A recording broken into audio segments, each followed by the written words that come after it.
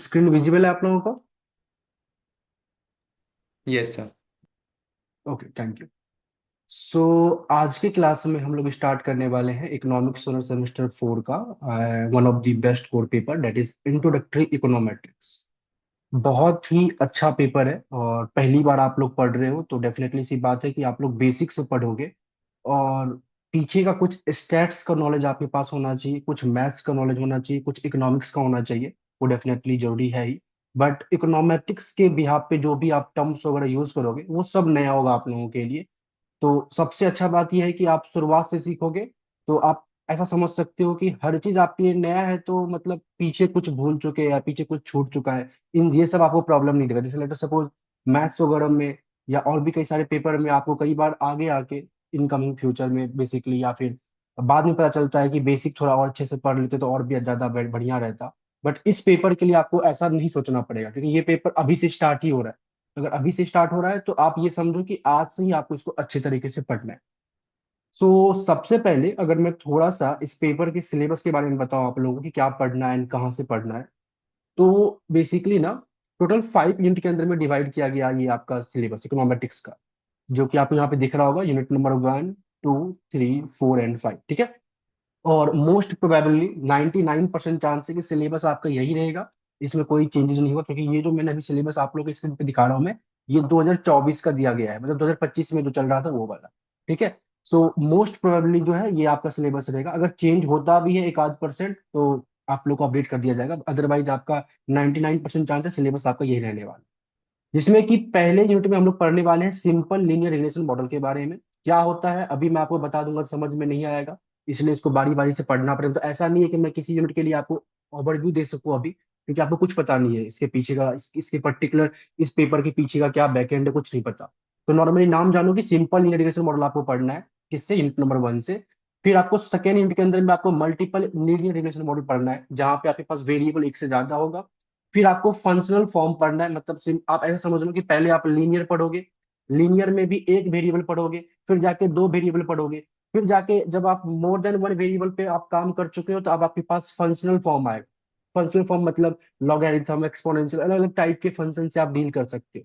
फिर जाके आपके पास आता है क्वालिटेटिव और क्वांटिटेटिव, यहाँ पे एक तरीके से हमारे पास सिनेरियो आता है जहाँ पे अब हम आप अपने मॉडल में ना सिर्फ और सिर्फ क्वांटिटेटिव ही मेजरमेंट को लेके नहीं चल रहे होते, क्वालिटेटिव मेजरमेंट को भी लेके चल रहे होते हैं। अब वो क्या होता है क्या है नहीं है, वो जब आप ये पढ़ोगे तब आपको समझ में आएगा। फोर्थ पार्ट अगर देखा जाए तो हम लोग अजम्पशन की बात करते हैं। कहने का मतलब ये है कि शुरुआत के जो फर्स्ट एंड थर्ड यूनिट हम लोग पढ़ रहे हैं, मतलब फर्स्ट सेकेंड एंड थर्ड, तो यहाँ पे ना हम लोग कुछ अजम्पशन कैरी करके चल रहे होते हैं कि ये सब अजम्पशन अज्यूम करके चलेंगे कि ये होगा ही होगा। अगर वो अजम्पशन अज्यूम नहीं करते हैं तो अगर उसको वैल्यूएशन करते हैं तो क्या प्रॉब्लम होगी, क्या कंसिक्वेंसेस होगा, उसको कैसे डिटेक्ट करेंगे कि वो अजम्पशन वैलिड हुई है, उसको कैसे ठीक कर सकते हैं, तो ये सब चीज आप लोग यूनिट नंबर 4 में पढ़ोगे। इसके बाद यूनिट नंबर 5 में आपको पढ़ना है स्पेसिफिकेशन बायसनेस के बारे में। अब ये क्या है वो भी मैं आपको समझाऊंगा बाद में जब आप पढ़ोगे तब, ठीक है। ओके। कुछ चीजें मैं थोड़ा सा आप लोग को बताता हूँ। यहाँ पे ना जो यूनिट नंबर 1 है, मैं सभी स्टूडेंट को कह रहा हूँ, जो बच्चे चाहे कोचिंग से पढ़ रहे हो या फिर आप अपने कॉलेज से पढ़ रहे हो, इस पहले यूनिट को आप बहुत अच्छे तरीके से पढ़ना। मतलब बहुत अच्छे तरीके का मतलब ये होता है कि कम से कम अगर आता भी होगा आपको तो 4 बार वीडियो देखना, एक क्लास को 4 बार देखना। अगर आपने कॉलेज में क्लास लिया तो उसको 4 बार नोट्स में लिखना, क्योंकि अगर ये पहले यूनिट को आप अच्छे से समझ लोगे ना तो फिर इस पूरे पेपर में कहीं पे प्रॉब्लम नहीं होगा। और अगर पहले यूनिट को ही आप अगर अच्छे से समझ नहीं पाओगे तो इसमें से आप कुछ नहीं कर पाओगे, नॉट अ सिंगल लाइन। अगर वेटेज की मैं बात करूं कि यूनिट वाइज क्या वेटेज होगा, तो यहाँ पे वेटेज का कोई मतलब सेंस नहीं बनता, क्योंकि कोई भी एक क्वेश्चन के अंदर में ये पांचों के पांचों यूनिट का क्वेश्चन एडेड रहेगा। मतलब कोई भी एक क्वेश्चन हो सकता है जिसमें बोल सकता है आपको कि आप क्या करो, मॉडल को एस्टिमेट करो, फिर मॉडल को आप क्या करो, मतलब इलास्टिसिटी वगैरह निकालो, तो आप इस वाले यूनिट में आ जाओगे। फिर आपको बोलेगा कि कोई एजम्पशन वैलिड हो जाती है तो क्या प्रॉब्लम होगा, तो आप इस वाले में आ जाओगे। फिर बोलेगा स्पेसिफिकेशन बायसनेस का प्रॉब्लम सर्च करो, तो आप इसमें आ जाओगे। तो कोई भी एक क्वेश्चन किसी पर्टिकुलर यूनिट को रिप्रेजेंट नहीं करता, तो यहाँ पे कोई भी एक यूनिट से कितना वेटेज आ सकता है इसका कोई सेंस नहीं है। तो आपको पूरा का पूरा अच्छे तरीके से पांचों के पांचों यूनिट पढ़ने पड़ेंगे। और सिंपल सी बात है, अगर पहला यूनिट आप अच्छे से समझ लेते हो तो ये बाकी के जो 4 यूनिट आपको दिख रहे हैं ये आराम से आपको समझ में आ जाएगा। पहला यूनिट ही बेस्ट है और यही सबसे बेस्ट है बेसिकली पेपर है। अब इसलिए बेसिकली जो सबसे बेस्ट टॉपिक है आपको ये पहले में ही पढ़ने पढ़ने को मिलेगा, प्रूफ्स वगैरह भी पहले में ही पढ़ने को मिलेगा। चीजों को पहले में ही समझोगे, मतलब क्या सब टर्म्स है, क्या सब कंडीशन है, ये सब आप पहले वाले यूनिट में ही थोड़ा सीखोगे बेसिकली। चलिए। अच्छा, एक चीज और मैं थोड़ा सा बियॉन्ड आपके एकेडमी में बता दूं कि अगर मान लेते हैं आगे चल के आप किसी पर्टिकुलर इंटरव्यू में बैठते हो इकोनॉमिक्स फील्ड के अंदर में, मान लेते हैं आप इकोनॉमिक्स रिलेटेड कोई इंटरव्यू में बैठते हो, तो आपको ना जो एग्जाम जो इंटरव्यूअर है वो मेनली आपसे इसी पहले यूनिट और फोर्थ यूनिट, इन्हीं दो यूनिट से आपसे क्वेश्चन पूछेगा। तो आपके जॉब ओरिएंटेड टॉपिक भी unit number 1 and unit number 4 है। कहने का मतलब कि अगर आपसे इंटरव्यू कोई क्वेश्चन पूछता है इंटरव्यू के अंदर में, तो वो यूनिट नंबर 1 से या तो यूनिट नंबर 4 से, इन्हीं में से किसी में से एक होगा। ये पूरा का पूरा जो यूनिट है आपको एक ही बुक से पढ़ना है, that is DN Gujarati essential of econometrics करके है, जहां पे आपको चैप्टर नंबर 2, 3, 4, 5, 6 कुछ पार्ट आपको छोड़े गए जो बेसिकली देखेंगे जो जब आएगा, चैप्टर नंबर 8, 9, 10 और चैप्टर नंबर 7। देखा जब चैप्टर नंबर 2 से लेकर चैप्टर नंबर 10 तक आपको पढ़ना है, कुछ चीजें आपको छोड़नी है, कुछ कुछ पार्ट्स ऐसे हैं जो छोड़नी है, सेक्शन छोड़नी है, बाकी ऑलमोस्ट सब कुछ आपको पढ़ना है। तो नॉर्मल ये आपका सिलेबस है पूरे इकोनॉमेटिक्स के लिए। यहाँ तक में कोई doubt anyone? No sir, sir हर एक यूनिट से एक प्रैक्टिकल है ना? हर एक यूनिट से एक प्रैक्टिकल? नहीं नहीं, ऐसा नहीं है, मैं हाँ। आपको समझाता हूँ प्रैक्टिकल क्या सिनेरियो होगा, मैं आपको बताता हूँ। ठीक है। सो पहले तो ये सिलेबस है। अगेन मैं थोड़ा सा आपको बता देता हूँ एग्जाम पैटर्न के पॉइंट ऑफ व्यू से। आपका एग्जाम जो होगा, अगेन टोटल 160 मार्क्स का होगा, जिसमें कि 90 मार्क्स के होंगे एक्सटर्नल पेपर। ये नॉर्मल जैसा होता है आप लोगों का थ्योरेटिकल पेपर, मतलब कि एक क्वेश्चन पेपर दिया जाएगा, उसमें क्वेश्चंस होंगे और आपको उसको सॉल्व करने हैं। ठीक है, with the help of table, with the help of, मतलब अगर उसमें नॉर्मल डिस्ट्रीब्यूशन अगर लग रहा है तो आप टेबल का यूज करोगे, नॉर्मली प्रूफ्स करना है जैसे आप करते थे उस तरीके से आपको करना है। बाकी 70 मार्क्स का आपका होता है इंटरनल, जिसके अंदर में आपके पास दो बटे हुए होते हैं, एक तो इंटरनल असेसमेंट, एक होता है continuous assessment. I think 30 marks का आपका होता है आईए और 40 मार्क्स का होता है आपका सीए। इस 40 मार्क्स में से जो है ना, इस 40 मार्क्स में से 20 मार्क्स का आपका प्रैक्टिकल होगा, और ये प्रैक्टिकल किसी एक यूनिट से नहीं होगा। हो सकता है कि आपको क्लास में आपके प्रोफेसर जो भी पढ़ा रहे होंगे वो आपको बता देंगे कि ये डेटा है, और इस डेटा से आप जो है या तो एक्सेल के हेल्प से या स्टाटा के हेल्प से या आर के हेल्प से, किसी भी एक सॉफ्टवेयर के हेल्प से कुछ चीजें आपको बोलेगा निकालने के लिए, कि आप एरर फाइंड आउट करो या मॉडल को तैयार करो, मीन मीडियन मोड वगैरह निकालो, डायग्राम को ड्रॉ करो। जो चीजें आपको सिखाया जाएगा क्लास के अंदर में उतना ही करना है। मतलब एक आप इतना समझ लो कि जितना आपको सिखाया जाएगा उससे कम ही पूछेगा आपको ये 20 नंबर के प्रैक्टिकल में। तो आपका सीए इस बार एक 20 नंबर का अलग से जो प्रैक्टिकल है, मतलब पहले क्या होता था कि ये 40 में कुछ भी होता था, प्रेजेंटेशन भी होता था एज वेल एज क्या कहते हैं, आप असाइनमेंट वगैरह भी देते थे, टेस्ट वगैरह भी देते थे। बट इस बार स्पेसिफाई कर दिया गया कि 40 में से 20 का तो प्रैक्टिकल होगा ही होगा। बाकी आप अपने आई थिंक सेट वैक इन सब में अगर आपने कोई प्रैक्टिकल पेपर लिया होगा तो ऑलरेडी आपने प्रैक्टिकल दिया होगा, मतलब कंटिन्यूस असेसमेंट के अंदर में कोई है ऐसा जिसमें सेमेस्टर 1 से लेकर 3 के बीच में कोई प्रैक्टिकल पेपर लिया हो, सैक वैक इन सब में, तो आप लोगों को कुछ प्रैक्टिकल वर्क कराया गया हो, जैसे कि आई थिंक रिसर्च मैथोलॉजी का पेपर है, डेटा एनालिसिस का पेपर है, और भी कई सारे पेपर्स होते हैं जिसमें प्रैक्टिकल वर्क होता है। आपने से है किसी ने किया है? तो ये प्रैक्टिकल ना किसी पर्टिकुलर यूनिट को रिप्रेजेंट नहीं करेगा, ये नॉर्मली आपके पास डेटाज वगैरह अवेलेबल होगा या क्वेश्चन अवेलेबल होगा, और उस क्वेश्चंस को आपको बस सॉफ्टवेयर पे रन करना है, दैट्स इट। आप जब अपने बुक्स का बेसिकली क्या कहते हैं, ये जो मिनट्स ऑफ मीटिंग का सिलेबस वाला है इसको जब पढ़ोगे ना, तो आपका डीयू ना एक तरीके से कुछ क्वेश्चन भी आपको सजेस्ट करके देता है कि अगर आप प्रैक्टिकल करते हो या सॉफ्टवेयर का यूज करते हो तो कौन कौन से चैप्टर से कौन कौन सा क्वेश्चन आप यूज कर सकते हो, कौन कौन से क्वेश्चन का डेटा यूज कर सकते हो, ये मेंशन किया होगा। तो हो सकता है उनमें से कोई एक क्वेश्चन आपको मैम आप लोगों को बता दे, तो कुछ भी हो सकता है, इस तरीके से सिनेरियो चलेगा। क्लियर है? Yes sir. ठीक है। सो मेनली आपको करना क्या है, ये 20 मार्क्स के लिए आपको कॉलेज पे डिपेंड करना है। आपके कॉलेज में जो भी सॉफ्टवेयर सिखाया जाएगा आपको वही सीखना है, आपको ज्यादा नहीं सीखना। हो सकता है कि किसी पीजीडीएबी में आर सिखाए, जेडीएमसी में हो सकता है ग्रेटल सिखाए, किसी में स्टाटा सिखाए, किसी में एक्सेल सिखाए। तो हर एक कॉलेज का अलग अलग अपना है, ऐसा कोई रूल ऑफ थंब नहीं कि सबको एक ही सीखना, नहीं। हर एक कॉलेज के टीचर अपने अकॉर्डिंग वो सॉफ्टवेयर सिखाएंगे, और जितना काम उसको करवाना होगा सॉफ्टवेयर पे उतना वो बता देंगे आपको पहले से, या बता देंगे पहले से। तो आपको बस उतना ध्यान लेके चलना है। बाकी जितना 90 मार्क्स है या बाकी जो इसके 50 मार्क्स है, ये सब आपका इन्हीं सिलेबस से क्वेश्चन आएगा, और ये सब कराने की जिम्मेदारी मेरी है, मतलब मैं आपको ये अच्छे तरीके से कराऊंगा। क्लियर है यहाँ तक? ठीक है। सो ज्यादा सिलेबस पे अब मैं डिस्कस नहीं करता हूँ, क्योंकि वैसे भी आप लोगों को समझ में नहीं आएगा। अब बात करते हैं ये कि हमें पढ़ना कैसे है और किस तरीके से काम करें। ओके। सो ठीक है, सबसे पहले मैं स्टार्ट करता हूँ। हम लोग बेसिकली, जैसा कि मैंने आपको बताया था कि नया पेपर है, तो ऐसा तो रैंडमली मैं कोई यूनिट 20 से तो नहीं उठाऊंगा। डेफिनेटली सी बात है, ये सीक्वेंस में चलेगा। पहले हम लोग फर्स्ट यूनिट करेंगे, फिर सेकंड, फिर third and fourth and fifth and so on so fourth, कुछ इस तरीके से चलेगा। तो पहले यूनिट को स्टार्ट करने से पहले हम लोग इकोनॉमेटिक्स में क्या पढ़ रहे हैं और इकोनॉमेटिक्स क्या पेपर है, वो मैं आप लोग को समझाता हूँ, अच्छे तरीके से समझो। और शुरुआत के 5 क्लास तक जो भी बच्चे मेरे से पढ़ रहे होंगे, या आप अपने कॉलेज में भी पढ़ रहे होंगे, तो आपको वहां पे भी समझाया जाएगा, या फिर हो सकता है स्किप कर दे, तो मैं आपको बता देता हूँ। शुरुआत के 4 से 5 क्लास तक आपको अपने मन से एक्स्ट्रा कुछ नहीं करना है, ना ही आपको बुक उल्टाना है, ना ही कोई क्वेश्चन सॉल्व करने, कुछ नहीं करना है। जो मैं 5 क्लास में कराऊंगा उसी को जितनी बार आप देख सकते हो, जितनी बार प्रैक्टिस कर सकते हो, वो करना है। कब आपको मेरी बुकलेट से क्वेश्चन सॉल्व करना है, या कब आपको अपनी बुक को खोलना है, या बुक को बेसिकली पढ़ना है, वो मैं आप लोग को बताऊंगा। मतलब मैं 4-5 क्लास ले लूंगा, उसके बाद मैं अब खुद में खुद बोल दूंगा कि अब आप जो है बुकलेट के क्वेश्चन को सॉल्व कर सकते हो, या फिर बुकलेट के आप मतलब आप लोग आपकी जो सजेस्टेड रीडिंग है एसेंशियल ऑफ इकोनॉमेटिक्स, या उस बुक को आप पढ़ सकते हो। आपको शुरुआत के 4-5 क्लास में कोई भी बुक वगैरह नहीं पढ़ना। जो मैं क्लास में करा रहा हूँ बस आपको उतना ही करना है। क्लियर है ये बात? खास करके मैं यस उनको सर। बोल रहा हूँ जो हमारे साथ पढ़ेंगे, जो बेसिकली मेरे साथ कंटिन्यू करेगा। आपको शुरुआत के 4 क्लास तक कुछ नहीं करना, ना ही कोई बुक सॉल्व करना है और ना ही मेरी बुकलेट को सॉल्व करना है। बस जो मैं क्लास में कराऊंगा उसको 4-4 बार, 5-5 बार बस सॉल्व करना है, डेट्स इट। चलिए, तो सबसे पहले बात करते हैं ये इकोनॉमेटिक्स पेपर है क्या और इसमें हम लोग करते क्या है। सबसे एक सिंपल सा मैं लाइन लिखूंगा।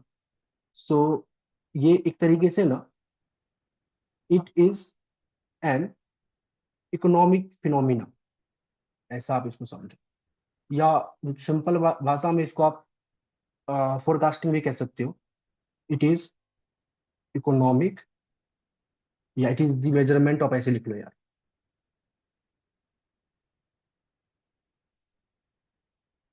मेजरमेंट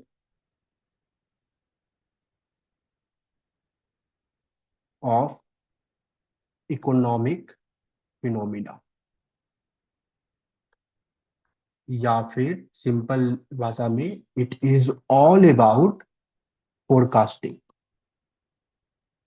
ठीक है, ये आपको डेफिनेशन पे नहीं जाना है, समझना है कि ये चीज क्या है। ठीक है, चलो। आप समझिए इकोनॉमेटिक्स में होता क्या। मान लीजिए कि मैं ना एक कंपनी रन करता हूँ, और मैं उस कंपनी में क्या बनाता हूँ, तो मैं ये डिजिटल पेन बनाता हूँ। और फिलहाल मेरी कंपनी मान लेते हैं 20 साल से चल रही है, और अभी राइट नो इन 2026 मैं इस पेन को मार्केट में 20 रुपए में बेच रहा हूँ। तो ये एक डिजिटल पेन है और मार्केट में मैं इसको 20 रुपए में बेच रहा हूँ। और 20 रुपए में इस पेन की कितनी डिमांड है मार्केट में, वो मेरे को बहुत अच्छे तरीके से पता है। क्लियर है? अब मैं ये चाहता हूं कि आने वाले टाइम में मैं इन कमिंग ईयर 2027 में मैं इस पेन के प्राइस को इंक्रीज करना चाहता हूँ। मतलब 20 से 25 करना चाहता हूँ। हो सकता है कि इसके पीछे का कोई भी मोटिव हो सकता है कि मैं अपने प्रॉफिट को या तो मैक्सिमाइज करना चाहूँ, या कोई भी एक्सवाइजेड कोई भी रीजन हो सकता है। बस मेरे को ये करना है कि मेरे को इस पेन का प्राइस को बढ़ाना है, 20 से 25 करना है। क्लियर है?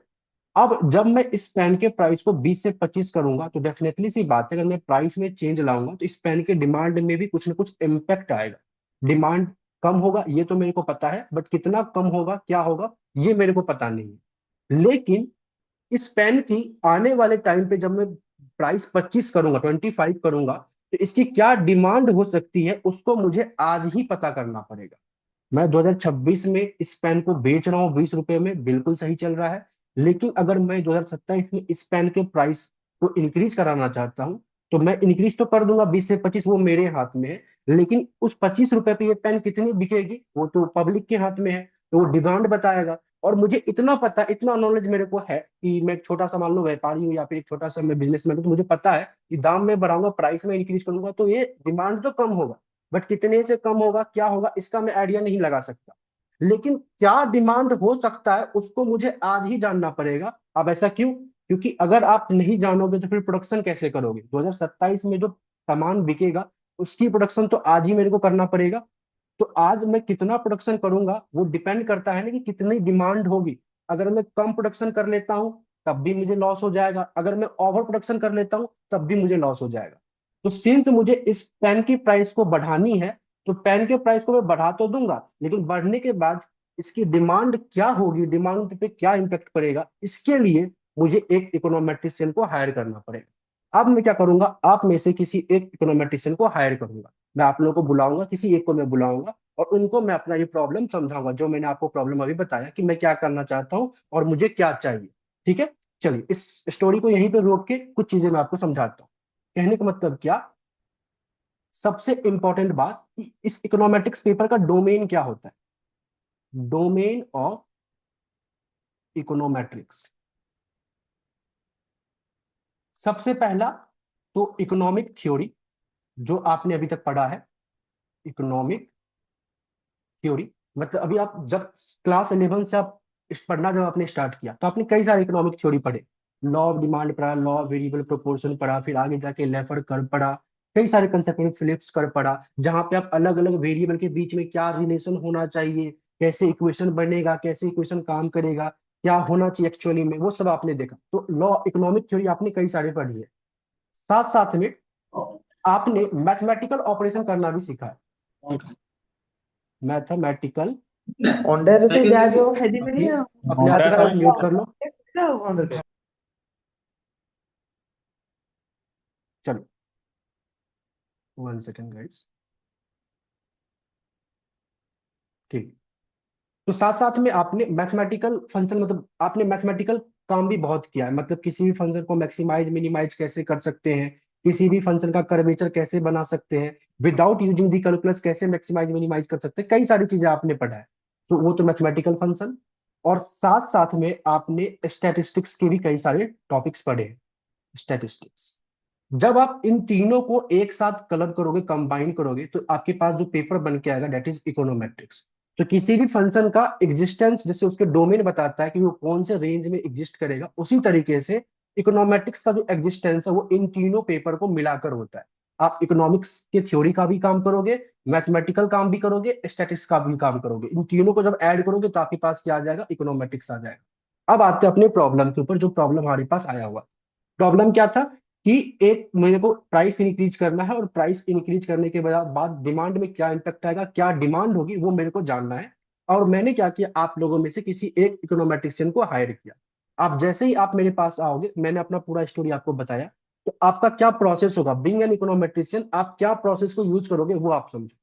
सबसे पहले स्टेप 1, आप क्या करोगे, state the economic theory, state the economic theory. कहने का मतलब जो भी मैंने आपको प्रॉब्लम बताया कि प्राइस बढ़ाऊंगा, मेरे को से डिमांड चाहिए, तो आप मेरे प्रॉब्लम से जो भी वेरिएबल काम कर रहा है उस वेरिएबल को समझते हुए एक इकोनॉमिक थ्योरी को स्टेट करोगे। आप लोग बता सकते हो कि अगर मैं डिमांड एंड प्राइस की बात कर रहा हूं तो यहाँ पे कौन सा मैं इकोनॉमिक थ्योरी का यूज कर सकता हूँ, एनीवन सोच के बताओ। Consumer theory. कंज्यूमर थ्योरी, फिर और थोड़ा सोचो। डिमांड एंड प्राइस बहुत सिंपल है, थोड़ा और लॉ पीछे जाओ। यस बताओ। Sir law of demand. Definitely law of demand, law of demand ही आपके प्राइस एंड क्वांटिटी डिमांडेड के बीच का रिलेशनशिप को शो करता है। तभी जाके आप इतना बोल पा रहे थे कि प्राइस बढ़ाएंगे तो मैं डिमांड तो थोड़ा कम होगा, बट कितना कम होगा वो आपको बेसिकली निकालना था। ठीक है, सो यहां तक समझ में अगर आपको आ गया,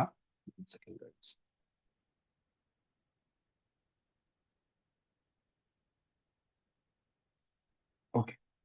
सो आप लोगों ने बेसिकली एक ये तो कर लिया कि कौन सी थ्योरी लगेगी, that is law of demand.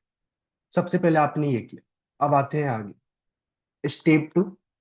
अब ये क्या कहता है, अब सेकेंड में आप आइडेंटिफाई करोगे, आइडेंटिफाई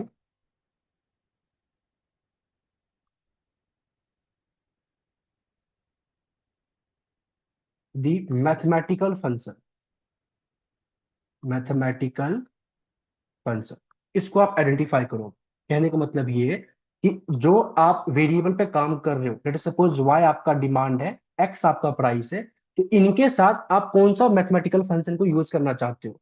आप इनके साथ एक लीनियर फंक्शन को भी यूज कर सकते हो, आप इनके साथ एक क्वाड्रेटिक फंक्शन को भी यूज कर सकते हो, क्यूबिक भी कर सकते हो, कुछ भी कर सकते हो। तो दूसरा काम आपके पास है कि जो भी आप काम कर रहे हो उसमें आप कौन से मैथमेटिकल फंक्शन को यूज करोगे।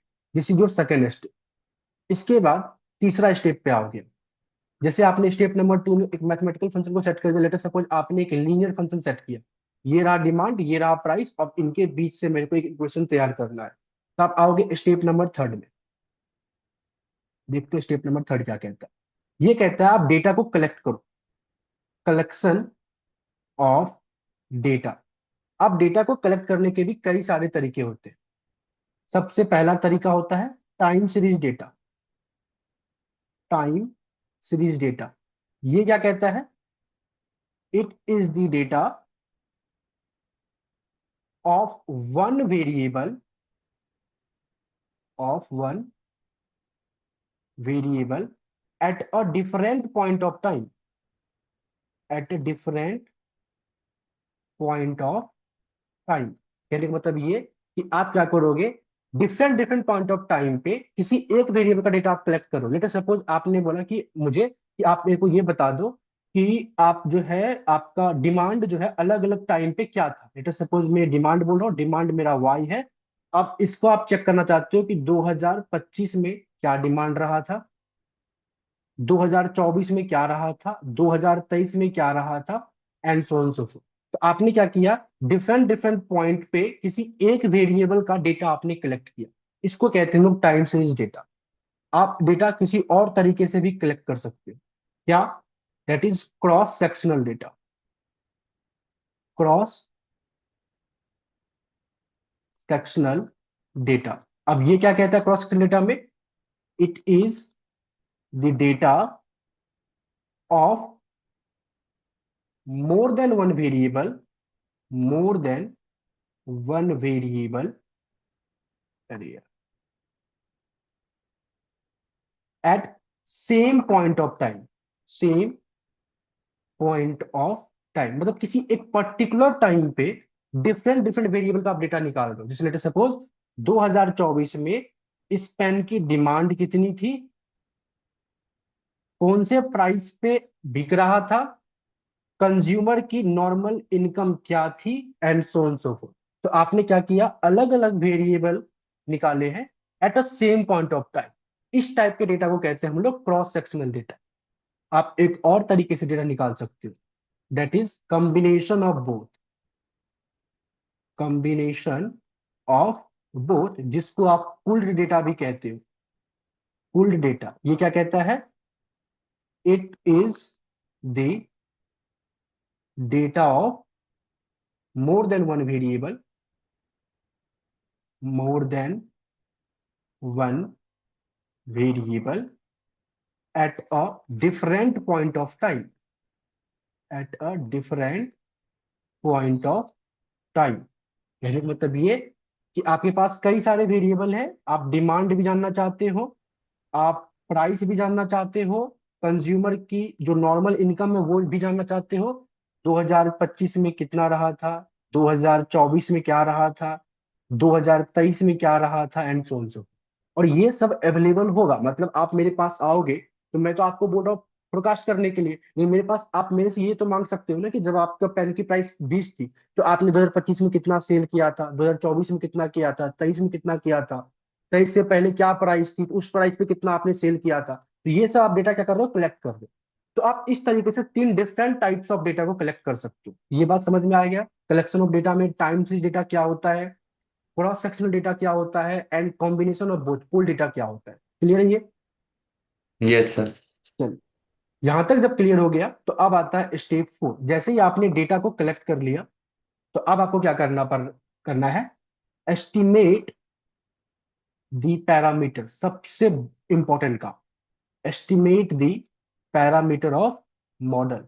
जो आपने मैथमेटिकल फंक्शन को डिसाइड किया था, जैसे कि आपने ऊपर क्या किया था, y is equal to A X times of B, और यू कैन से ऐसे लिखा ए प्लस में बी एक्स, ए प्लस में बी एक्स। जहां पे आप ये कहते थे कि आपका y क्या है, y आपका डिमांड है, x क्या है, x आपका प्राइस है। तो एक बात बताओ, क्या मैं कह सकता हूं कि किसी पर्टिकुलर प्राइस पे कितना डिमांड होगा ये डिमांड एक्यूरेट तब होगा जब ये ए और बी की वैल्यू एक्यूरेट हो। अगर इस ए और बी की वैल्यू ही एक्यूरेट नहीं होती है, क्या मैं कह सकता हूँ कि ये जो भी आएगा वो गलत फॉल्स ही आएगा? किसी यस भी सर। एक्स के वैल्यू पे वाई की जो भी वैल्यू आएगी वो किस पे डिपेंड करता है? इस ए एंड बी पे, कि ए एंड बी कितना एक्यूरेट है। अगर ए एंड बी आपका एक्यूरेट है तो डेफिनेटली सी बात है कि आप जब एक्स, जो भी एक्स की वैल्यू पुट करोगे उससे जो भी वाई आएगा वो भी एक्यूरेट आएगा। तो और ये ए और बी क्या है? ये ए और बी इस मॉडल का पैरामीटर है। मैं यहाँ पे लिख रहा हूं, यहाँ पे जो ए एंड बी है, be the parameter of model.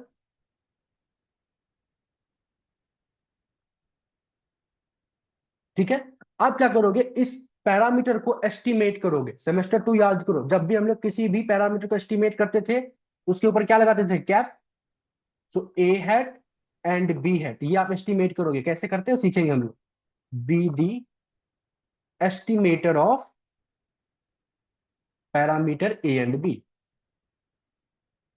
Parameter A and B. तो सबसे आपने स्टेप नंबर 4 में क्या किया? जो भी पैरामीटर था आपके मॉडल का उसको आपने एस्टिमेट किया। अब जैसे ही आप एस्टिमेट कर दोगे तो आपके पास एक फंक्शन तैयार हो जाएगा। आप करने के बाद आप स्टेप 5 में क्या करोगे? हाइपोथेसिस टेस्टिंग करोगे। Hypothesis testing. अब हाइपोथेसिस टेस्टिंग का क्या मतलब है?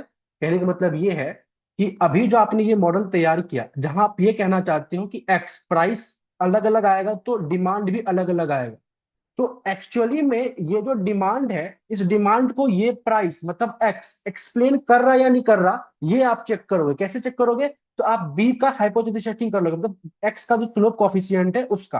अगर बी मान लेते इक्वल टू जीरो आ जाता है, तो क्या मैं कह सकता हूँ अगर बी की वैल्यू जीरो आएगी तो ये ओवरऑल वैल्यू जीरो आ जाएगी, और ऑन दैट टाइम एक्स का कोई भी इंपैक्ट वाई पे नहीं पड़ रहा होगा, मतलब एक्स वाई को एक्सप्लेन ही नहीं कर रहा होगा। ये बात क्लियर है? Yes sir. तो अगर आपको इतनी बात समझ में आ गई तो याद करो थोड़ा हाइपोथेसिस टेस्टिंग आप क्या करते थे। आप लगते थे एच नॉट में किसी एक पैरामीटर को इक्वल टू जीरो। अल्टरनेटिव में यहाँ पे आप यहाँ पे क्या करते, इकोनॉमिक थ्योरी यूज करते थे। लेट सपोज मैं यहाँ पे करवा रहा हूँ आपको, अगर मैं यहाँ पे ये डिमांड है और ये प्राइस है, तो बताओ इसके बीच का रिलेशनशिप क्या होना चाहिए? पॉजिटिव या नेगेटिव? नेगेटिव। नेगेटिव। तो मैं क्या लिखूंगा? B should be less than zero. अब यहाँ पे एक चीज मैं आपको बता देता हूँ। किसी भी स्टूडेंट को सेमेस्टर 2 का स्टेट्स या सेमेस्टर 1 का स्टेट जो भी यूज होगा, जैसे लेटर सपोज हाइपोथेसिस टेस्टिंग पूरा यूज होगा, तो अगर याद है तो बहुत अच्छी बात है, याद नहीं है तो आप लोगों को इसके लिए प्रॉपर क्लासेस प्रोवाइड कर दी जाएंगी। मतलब मैं पहले आप लोगों को हाइपोथेसिस टेस्टिंग की क्लास दूंगा जहां पे आपको इसको पूरा अच्छे तरीके से रिवाइज करना है, तब जाके ही आप आगे बढ़ पाओगे।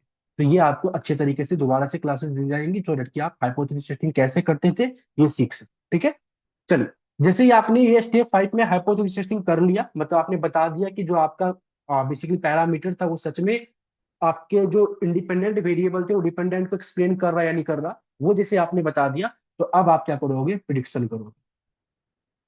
अब क्या करोगे? प्रिडिक्शन करोगे। कहने का मतलब जो आपने मैथमेटिकल ऑपरेशन, मैथमेटिकल फंक्शन लिखा था, y equal to A plus में बी एक्स, अब इसको जो आपने सारा एस्टिमेटेड ओवर को यूज करके कुछ ऐसा बनाया है, ए हैट बी हैट इंटू में एक्स। तो आप बोलोगे आप मेरे को कि बताओ आप कौन सा प्राइस रखना चाहते हो, तो मैं बोलूंगा कि एक्स की वैल्यू में 25 करना चाहता हूँ, प्राइस 25 करना चाहता हूँ। तो आप क्या करोगे? इस 25 को यहाँ पे पुट करोगे, और जैसे ही पुट करोगे तो आपके पास मेरे ये जो आएगा ये डिमांड मेरे पास आ जाएगा।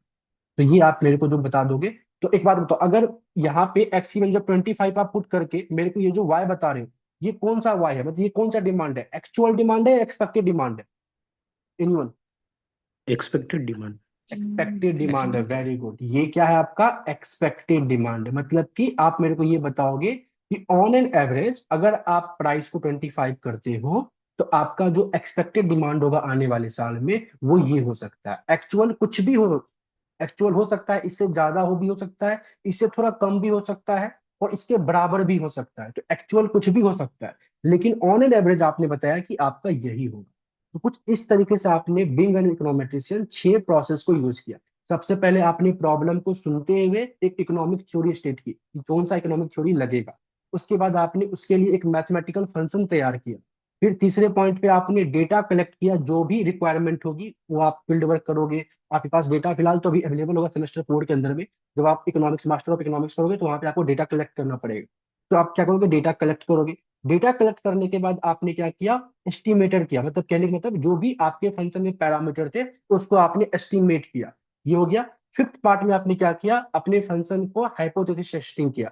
और सिक्स पार्ट में जब पूरा काम हो गया था तो आपने प्रिडिक्शन करके बता दिया कि सिनेरियो कैसे होने वाला है। तो this is all about the econometrics. आप कुछ इस तरीके से किसी भी पर्टिकुलर चीज के लिए फोरकास्टिंग कर सकते हो। तो मतलब आप कोई मंत्र नहीं पढ़ रहे, आप एक प्रॉपर तरीका यूज कर रहे हो किसी भी चीज की फोरकास्टिंग करने के लिए। यहां तक में कोई डाउट है? No sir. क्लियर है? अभी तक हम लोगों ने अभी तक पेपर स्टार्ट नहीं किया, अभी मैं आपको बस आइडिया दे रहा हूँ, ओवरव्यू दे रहा हूँ इकोनोमेट्रिक्स होता क्या है और इसमें हम लोग करते क्या है। क्लियर है? कोई ऐसा है जिसको डाउट हो? एनीवन? सभी को क्लियर है? चलिए, यस सर। अभी तक अगर आप लोगों को क्लियर है, अब हम लोग स्टार्ट करते हैं हमारा यूनिट नंबर 1। ध्यान से देखिएगा, हर एक चीज को अच्छे से समझिएगा, कैसे क्या किस पर्टिकुलर टर्म्स का क्या मतलब होता है, कब हैट लग रहा है, कब क्या हो रहा है, हर चीज को। मतलब अगर छोटा से छोटा डाउट क्रिएट हो तो आप बेझिझक मेरे से पूछिएगा, मतलब आपको रोकिएगा नहीं। ये शुरुआत का 5 क्लास इज वेरी इंपॉर्टेंट। कहीं पे भी कुछ भी माइंड में आए, बस ब्रेक करके आपको पूछ लेना है, ठीक है? सो यूनिट नंबर 1 के अंदर में हम लोग जो पढ़ने वाले हैं that is simple linear regression model. ये हमारा यूनिट नंबर 1 का पार्ट। अब इसमें ये जो रिग्रेशन है इसका क्या मतलब होता है? रिग्रेशन का मतलब होता है पास्ट के अकरेंस को चेक करना, मतलब going back and collect the data. मतलब आप जो फोरकास्ट करोगे, मतलब आपको जो मैंने बुलाया और आप जो कह रहे हो कि 25 रुपए पे इतना डिमांड होगा, तो आपने कोई भी ऐसे मतलब कुछ मंत्र वंत्र यूज नहीं किया है। आप नॉर्मली क्या कर रहे हो, आप मेरे से डेटा ले रहे हो, आप पास्ट के डेटा को ढूंढ रहे हो, और पास्ट में जो भी हुआ है पास्ट के अकरेंस को देखते हुए आप अपना जजमेंट दे रहे हो, आप अपना फोरकास्ट कर रहे हो। तो रिग्रेशन का मतलब होता है गोइंग बैक एंड डेटा को कलेक्ट करना और उसको फिर एनालाइज करना। ये समझ में आया इसका क्या मतलब है, रिग्रेशन वर्ड का मतलब? क्लियर है? Yes sir. अब बात करते हैं लीनियर। लीनियर का बेसिक मतलब वही होता है जो मैथ्स में आपने सीखा है कि equation should be in linear form, मतलब पावर 1 होना। क्लियर है? ठीक है। Yes sir. और सिंपल, अब यहाँ पे सिंपल का क्या मतलब होता है? सिंपल का बेसिकली मतलब होता है कि इन यूनिट नंबर 1 के अंदर में आप जो भी मॉडल तैयार करोगे उसमें जो भी आपका डिपेंडेंट वेरिएबल होगा वो किसी एक ही वेरिएबल पे डिपेंड करना चाहिए। अगर कोई डिपेंडेंट वेरिएबल किसी एक ही इंडिपेंडेंट वेरिएबल पे डिपेंड कर रहा है तो उस टाइप के मॉडल को कहते हैं हम लोग सिंपल लीनियर रिग्रेशन मॉडल। मैं आपको समझाता हूँ, ध्यान से देखो। हमारे पास लेट अस सपोज यहाँ पे y है, जैसे कि हमारे एग्जांपल में डिमांड था।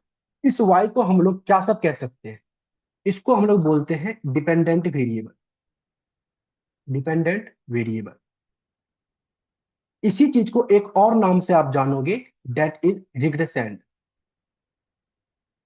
रिग्रेसेंट, ठीक है। मतलब कि पेपर में हो सकता है आपको या डिपेंडेंट वेरिएबल की वर्ड से यूज किया जाए या तो रिग्रेसेंट की वर्ड से यूज किया जाए। तो आपको समझ जाना है, ये y की बात करें तो डिपेंडेंट वेरिएबल की बात कर रहे हैं। दूसरा आपके पास x जो कि प्राइस था, ये क्या था? इसको हम लोग बोलते हैं इंडिपेंडेंट वेरिएबल। Independent variable. इसी को एक और नाम से जानते हैं, दैट इज एक्सप्लेनेटरी वेरिएबल। बहुत कॉमनली यूज होगा एक्सप्लेनेटरी। Explanatory variable. इसी को एक और नाम से जानते हैं रिग्रेसर।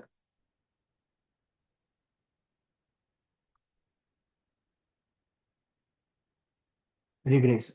तो कहने का मतलब या तो बोले इंडिपेंडेंट वेरिएबल, या तो बोले एक्सप्लेनेटरी वेरिएबल, या तो बोले रिग्रेसर, इन सब का मतलब एक ही है। क्लियर है?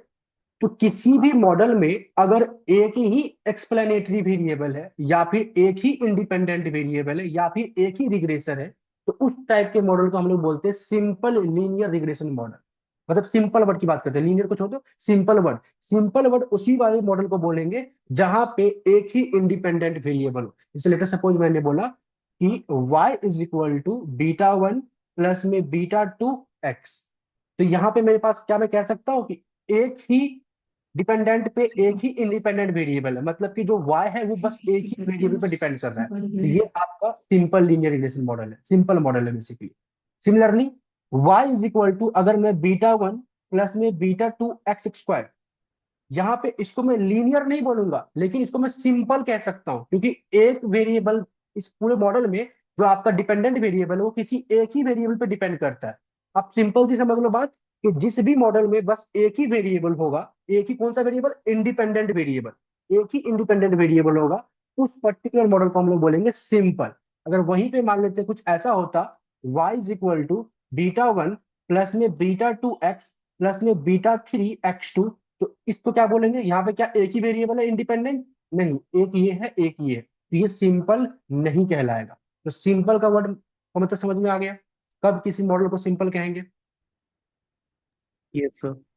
क्लियर है। तो यस सर। पहला वाला सिंपल लीनियर रिग्रेशन मॉडल है, दूसरा वाला सिंपल तो है बट लीनियर नहीं है, तो मैं इसको यहां से रिमूव कर दे रहा हूं। और तीसरा वाला तो सिंपल ही नहीं है, तो मैंने उसको कट कर दिया। तो कहने का मतलब रिग्रेशन का मतलब क्या होता है समझ में आ गया, लीनियर मतलब क्या होता है समझ में आ गया, सिंपल मतलब क्या होता है समझ में आ गया। तो यूनिट नंबर वन के अंदर में हम एक सिंपल लीनियर रिग्रेशन मॉडल से क्या करेंगे, डील करेंगे, जहां पे जो भी आपके पास मॉडल होगा वो एक लीनियर फॉर्म में होना चाहिए, और मॉडल के अंदर में एक ही एक्सप्लेनेटरी वेरिएबल होना चाहिए, और यू कैन से एक ही इंडिपेंडेंट वेरिएबल होना चाहिए। इतनी बात समझ में आ गई। Yes sir. ठीक है। तो क्या यूनिट का नाम था और इसका हर एक टर्म्स का क्या मतलब है, ये समझ में आ गया। चल अब ये समझ में आ गया। यस, किसी को डाउट एनीवन। चल तब बारी बारी से चीजों को सीखते हैं क्या सब होता है।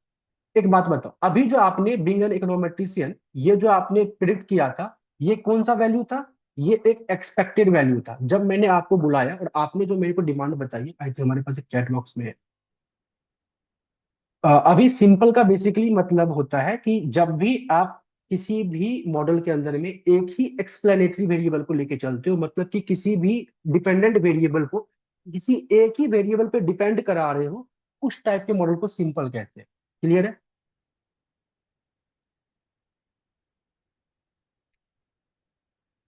चलो ठीक। तो मैं क्या कह रहा था यहाँ पे, हाँ ये जो आपने अभी बताया बीइंग एन इकोनॉमेट्रिशियन, जो भी आपने ये बताया था वैल्यू, ये एक एक्सपेक्टेड वैल्यू था, कहने का मतलब ये एक्चुअल नहीं था। आपने इस वैल्यू को डिटरमाइन किया था कि at price P equal to 25 पर से एक्स इक्वल टू 25 पे क्या डिमांड हो सकता है, ये आपने क्या किया था, डिटरमाइन किया था। तो सबसे पहला टर्म जो हम लोग यहाँ पे सीखते हैं, that is deterministic P R F. PRF का बेसिकली मतलब होता है पॉपुलेशन रिग्रेशन फंक्शन। ठीक है, समझ लोगे नहीं, पॉपुलेशन रिग्रेशन फंक्शन, या लिख दो पूरे अच्छे तरीके से, मैंने नोट किया, अच्छे से नोट कर लेना, ठीक है। आप देखते हैं, मतलब कहने का मतलब ये है कि जो भी आपने पॉपुलेशन के डेटा को, मतलब कि रिग्रेशन मतलब क्या होता है, मैंने बोला गोइंग बैक, मतलब आपने पास्ट के अकरेंस के पॉपुलेशन डेटा को यूज करके जो भी आपने फंक्शन बनाया है, अगर वो फंक्शन डिटर्मिनिस्टिक है, मतलब वो एक्सपेक्टेड वैल्यू को बता रहा है, तो उस टाइप के फंक्शन को हम लोग बोलते हैं डिटर्मिनिस्टिक पीआर है। जैसे कि हमारे अभी एग्जाम्पल में क्या था, एक्सपेक्टेशन आपने बताया था किसका, डिमांड का, on the basis of given price, वो क्या होगा, तो बीटा वन प्लस में बीटा टू एक्स आई, कुछ इस तरीके से मिलेगा। ठीक है, मैं यहाँ पे आई रिप्रेजेंट कर रहा हूँ क्योंकि हो सकता है आई स्टैंड्स फॉर वन टू, जब आगे चलोगे तो उसको थोड़ा समझने में आपको इजी आए। तो मैं क्या कर रहा हूँ यहाँ पे, एक्सपेक्टेशन ऑफ वाई आई, मैं इसको पहले रीड करके समझाता हूँ। इसको हम लोग रीड करते हैं, expectation of Y I on the basis of x I, मतलब कि गिवन एक्स आई पे आपने जो डिमांड बताया था वो एक एक्सपेक्टेड वैल्यू था, वो एक डिटर्मिनिस्टिक वैल्यू था। तो इस पर्टिकुलर फंक्शन को, ये जो मेरे पास आया है, इसको हम लोग बोलेंगे डिटर्मिनिस्टिक पीआर है। ये क्लियर हो गया। एनीवन, किसी को डाउट कि यस ये सर। इस वाले इक्वेशन को डिटर्मिनिस्टिक क्यों कहा गया है, क्योंकि ये जो वैल्यू है ये डिटर्मिनिस्टिक वैल्यू है, जिसको आपने निकाला है, डिटरमाइन किया होगा, ये एक्चुअल में ऐसा होगा ये जरूरी नहीं है। दैट्स वाई ये इसको बोलते हैं हम लोग डिटर्मिनिस्टिक पीआर। क्लियर है। Second, yes sir. That is PRL। PRL का बेसिकली मतलब होता है पॉपुलेशन रिग्रेशन लाइन। मतलब कि जो ये मैंने निकाला है ना मॉडल, इसको जब मैं ड्रॉ करूंगा तो उस टाइम पे मेरे पास आएगा क्या, पॉपुलेशन रिग्रेशन लाइन। जैसे फॉर एग्जांपल कुछ इस फॉर्म में मैंने बोला ये एक्स आई है, ये है expected Y I on the basis of x I. और कुछ इस तरीके से मान लेते हैं मैंने एक स्ट्रेट लाइन ड्रॉ किया है। ये क्या है, तो वही PRL है। PRL है, मैं अज्यूम कर रहा हूं कि जो बीटा टू है वो पॉजिटिव है। मतलब बीटा टू पॉजिटिव मतलब क्या होगा कि इस पर्टिकुलर फंक्शन का स्लोप कॉफिशिएंट पॉजिटिव है। तो पॉजिटिव है तो मतलब ये अपवर्ड स्लोपिंग डायग्राम बनेगा। साथ साथ में जो बीटा वन है वो बीटा वन भी क्या है, हमारा पॉजिटिव है। और बीटा वन मेरा क्या होगा, इंटरसेप्टम होगा। तो अगर मैं लिखना चाहूं तो ऊपर भी मैं लिख देता हूं।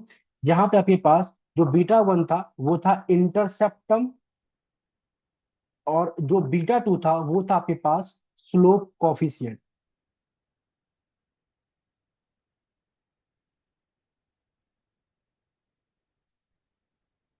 क्लियर है,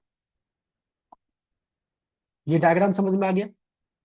अच्छा, ये लीनियर क्यों बना है, क्योंकि मॉडल आपका लीनियर है। ये PRL का अलग अलग कर्वेचर हो सकता है, वो डिपेंड करता है कि कैसा आपका डायग्राम, मतलब जो भी आपके पास ये डिटर्मिनिस्टिक PRL था ना, बस आपका आपने इसका क्या किया, डायग्राम को ड्रॉ किया, उसी को आप कहते हो PRL, पॉपुलेशन रिग्रेशन लाइन। यहाँ तक क्लियर गाइस। अब यहाँ पे मेरे को ये बताएगा कि एट मतलब X1 पे जो मेरे को ये देगा वो क्या देगा, expectation expected value of Y1 on the basis of X1। अगर आप वैल्यू X2 पुट करोगे, मतलब X का डिफरेंट डिफरेंट वैल्यू पुट करोगे, तो आपके पास Y का डिफरेंट डिफरेंट वैल्यू आएगा, expected value of Y2 on the basis of X2 and so on. ये सेकेंड पार्ट समझ में आ गया। Yes, sir. यस ठीक सर। है, चलिए अब आगे बढ़े। थर्ड पार्ट, थर्ड पार्ट क्या कहता है, स्टोकास्टिक और नॉन डिटर्मिनिस्टिक और रैंडम PRF। सर पहले स्टोकास्टिक, पार्ट में यस अ, सर। सर पहले पार्ट में जो PRL था वो स्लोप ऑफ जो B2 है वो स्लोप ऑफ PRL लाइन है ना। हाँ हाँ बिल्कुल बिल्कुल, जो B2 है स्लोप कोफिशिएंट है। ओके। क्लियर है, चलो। थर्ड पार्ट में स्टोकास्टिक, नॉन डिटरमिनिस्टिक और रैंडम PRF, ये क्या होता है, ये होता है Y I is equal to beta one plus में beta two x I plus में म्यू आई। अब मैं पहले समझाता हूँ इसमें टर्म्स क्या सब। म्यू आई को हम लोग कहते हैं पॉपुलेशन डिस्टरबेंस टर्म। इसको एक और नाम से जाना जाता है, दैट इज एरर टर्म। ठीक है, तो पॉपुलेशन डिस्टरबेंस टर्म और यू कैन से एरर टर्म। और यहाँ पे इस वाले मॉडल में जो ये वाई आई है ये आपका एक्चुअल वैल्यू है, एक्चुअल वैल्यू। हमारे एग्जांपल के हिसाब से ये एक्चुअल क्या है, डिमांड है। मतलब कि एक्चुअली में क्या होगा वो ये वाई वाई आई बताता है।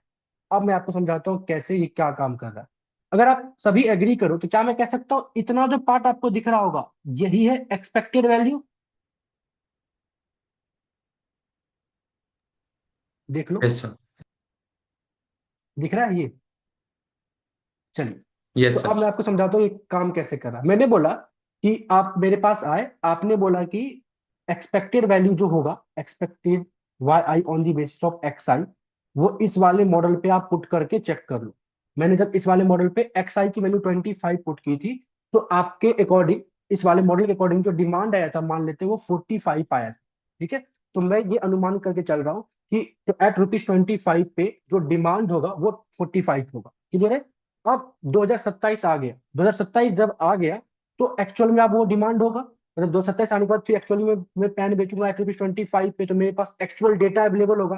तो मैं क्या देख पा रहा हूँ कि 2027 में ना जो एट रुपीज 25 पे इस पेन की जो डिमांड हो रही है, कोई कर रहा है 48, कोई कर रहा है 47, कोई कर रहा है 44, कोई कर रहा है 43। तो कहने का मतलब क्या है, ये एक एक्चुअल वैल्यू है। ये क्लियर हो गया। और ये कौन सा वैल्यू था, एक्सपेक्टेड वैल्यू था। क्या मैं कह सकता हूं इसके बीच के डिफरेंस को क्या बोलेंगे, एरर टर्म।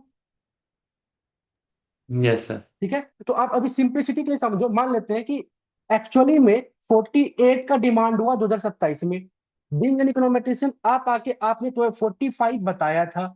इन दोनों के बीच के जो डिफरेंस है वो कितने का आया, 3 का आया। वो क्या था, एरर टर्म। तो अगर मैं इस 3 को इसमें ऐड कर दूं तो क्या मैं कह सकता हूं कि अब ये 45 प्लस में 3, 48 मिलके ये एक्चुअल को मैच कर जाएगा। Yes sir. तो वही चीज आपने किया है, जो एक्सपेक्टेड वैल्यू थी उसमें जो भी एरर के पॉसिबिलिटीज थे उस एरर को आपने ऐड कर दिया। तो अब जो ये वैल्यू देगा ये एक्चुअल के बराबर देगा। अब ये समझ में आ गया। तो स्टोकास्टिक और नॉन डिटरमिनिस्टिक का बेसिकली मतलब क्या है, ये वो वाई आई वाली वैल्यू, ये वो डिमांड है जो कि डिटरमाइन की गई नहीं है, वो एक्चुअल डिमांड है। क्लियर। Yes sir. और ये कैसे हुआ, यस तो सर। आपने अपनी एक्सपेक्टेशन में जो भी आपकी एक्सपेक्टेड वैल्यू थी उसमें जो एरर होने के चांसेस थे उसको आपने ऐड कर दिया। तो अब जाके ये पूरा का पूरा आपका एक्चुअल के बराबर आ गया। इतनी बात समझ में आ गई। सर बहुत ये बढ़िया है। म्यू पड़ेगा ना? यस, यस, सर इसको ये म्यू आई पढ़ोगे, हाँ म्यू आई। ओके। ठीक है, इसको हम लोग पॉपुलेशन डिस्टर्बेंस टर्म भी कहते हैं और एरर टर्म भी कहते हैं। चलिए, अब जब हम लोगों ने डिटर्मिनिस्टिक पीआरएफ सीख लिया, पीआर पॉपुलेशन रिग्रेशन लाइन सीख लिया, स्टोकास्टिक बोलो या नॉन डिटर्मिनिस्टिक बोलो या रैंडम बोलो, ये सीख लिया। तो अब फोर्थ पार्ट अब हम लोग सीखने वाले हैं, that is deterministic SRF. SRF का मतलब होता है क्या, सैंपल रिग्रेशन फंक्शन। सेमेस्टर 2 में भी मैंने आप लोग को समझाया था कि कई बार हमारे पास पॉपुलेशन बहुत बड़ा होता है, और बहुत बड़ा होता है तो उस टाइम पे हम पॉपुलेशन से डील नहीं कर सकते, पॉपुलेशन के सारे डेटा से डील नहीं कर सकते, तो मैं पॉपुलेशन के कुछ सैंपल से डील करता हूँ। और एक ये भी रीजन होता है कि कई बार पॉपुलेशन से डील करना बेनिफिशियल नहीं होता, वो आपके डेटा में बहुत ज्यादा वेरिएबिलिटी ला देगा। तो आप पॉपुलेशन को छोड़कर सैंपल को यूज करते हो। जैसे फॉर एग्जांपल, अगर मैं ये डिजिटल पेन की बात करूं तो इस डिजिटल पेन की जो डिमांड 1995 में या 2005 में हो रहा होगा और जो डिमांड आज हो रहा है इसमें बहुत का डिफरेंस है। तो अगर मेरे को अभी के जनरेशन के लिए डिमांड चाहिए होगा तो मैं रिसेंटली वाले डेटा को ही यूज करके जो फोरकास्टिंग करूंगा वो ज्यादा बेटर होगा। क्योंकि 2014 के पास 14 के बाद से जब से बेसिकली मान लेते हैं इंटरनेट वगैरह फ्री हो गई है, तो डिजिटल चीजों का डिमांड बहुत बढ़ गया है, यूजेस बहुत बढ़ गया है। तो उससे पहले डिजिटल चीजों का यूजेस, उसके बाद जो बेसिकली है, तो बहुत का डिफरेंस आ जाएगा। तो कई बार हम लोग जान के भी पॉपुलेशन डेटा पे काम नहीं कर रहे होते हैं, और कई बार हम लोग के पास पॉपुलेशन डेटा को हम काम ही नहीं कर सकते क्योंकि वो बहुत बड़ा होता है, हम लोग उसका सैंपल लेकर यूज करते हैं। तो नॉर्मली आप आने वाले टाइम पे जब रियल वर्ल्ड में आप जब भी मॉडल तैयार करोगे, या जब भी बेसिकली आप एक तरीके से फोरकास्टिंग करोगे, तो हमेशा 99% केस में आप हमेशा सैंपल से ही काम करोगे। मान लेते हैं आपने दिल्ली में स्कूल के बच्चों का आप लेटर सपोज क्या कहते हैं डेटा लेते हो कि कितने बच्चे, अभी मान लेते हैं अभी दिल्ली में पॉल्यूशन बढ़ गया, तो पॉल्यूशन के बढ़ने के वजह से कितने बच्चे स्कूल में अपसेंट हो रहे हैं। अगर आप इसका डेटा लेना चाहते हो तो पूरा पॉपुलेशन को आप कंसिडर करने जाओगे तो बहुत टाइम लगेगा, बहुत टाइम भी लगेगा, और हो सकता है कि आप नहीं नहीं कर सको कंसिडर। तो आप क्या करोगे, दिल्ली के 50 स्कूल को लोगे और 50 स्कूल के डेटा को लेके काम करोगे। तो हम लोग नॉर्मली क्या करते हैं, सैंपल से काम कर रहे होते हैं। तो अब हम जो भी करेंगे वो सैंपल के पॉइंट ऑफ व्यू सीखेंगे। मतलब सेम होता है, डिटर्मिनिस्टिक का मतलब ऊपर भी सेम था अभी भी सेम है। बस ऊपर हम लोग पॉपुलेशन वाले डेटा में काम करते थे, अब यहाँ पे हम लोग सैंपल वाले में काम करते हैं। ये बात क्लियर हो गई। Yes sir. और सैंपल क्यों यूज करते हैं ये भी समझ में आ गया। Yes sir. चलिए, तो डिटर्मिनिस्टिक एसआरएफ की जब मैं बात करूंगा तो वो क्या होगा, Y I hat is equal to beta one hat beta two hat x I. अब मैंने यहाँ पे हैट क्यों लगाया है, क्योंकि आप सैंपल लेकर क्या कर रहे हो, उसी पॉपुलेशन को तो एस्टिमेट कर रहे हो, एस्टिमेशन। इसी को तो कर रहे हो एस्टिमेट। समझ में आ रहा है। Yes sir. सिमिलरली यहाँ पे beta one hat and beta two hat पे भी हैट लग गया, ये सब पैरामीटर थे तो उसको भी आप एस्टिमेट करोगे। लेकिन कोई बताएगा मैंने एक्स आई पे हैट नहीं लगाया,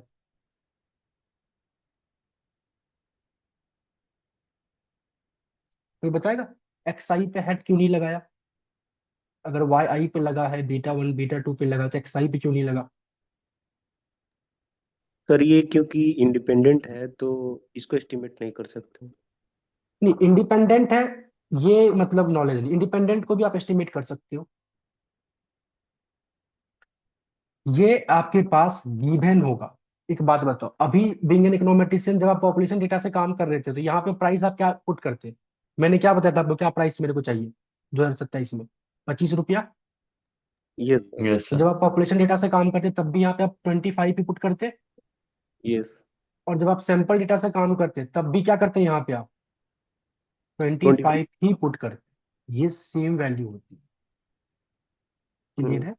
हर पर आप चाहे पॉपुलेशन से काम कर रहे हो या सैंपल से काम कर रहे हो, ये सिंगल फिगर होगा, सेम फिगर होगा। मतलब अगर आप यहाँ 25 पुट कर रहे हो तो ऊपर भी 25 पुट करोगे, यहाँ 24 पुट करोगे तो ऊपर भी 24 करोगे, यहाँ 23 करोगे तो ऊपर 23 करोगे। तो ये भी वेरिएबल है, लेकिन सेम वेरिएबल दोनों ही जगह पे यूज होंगे।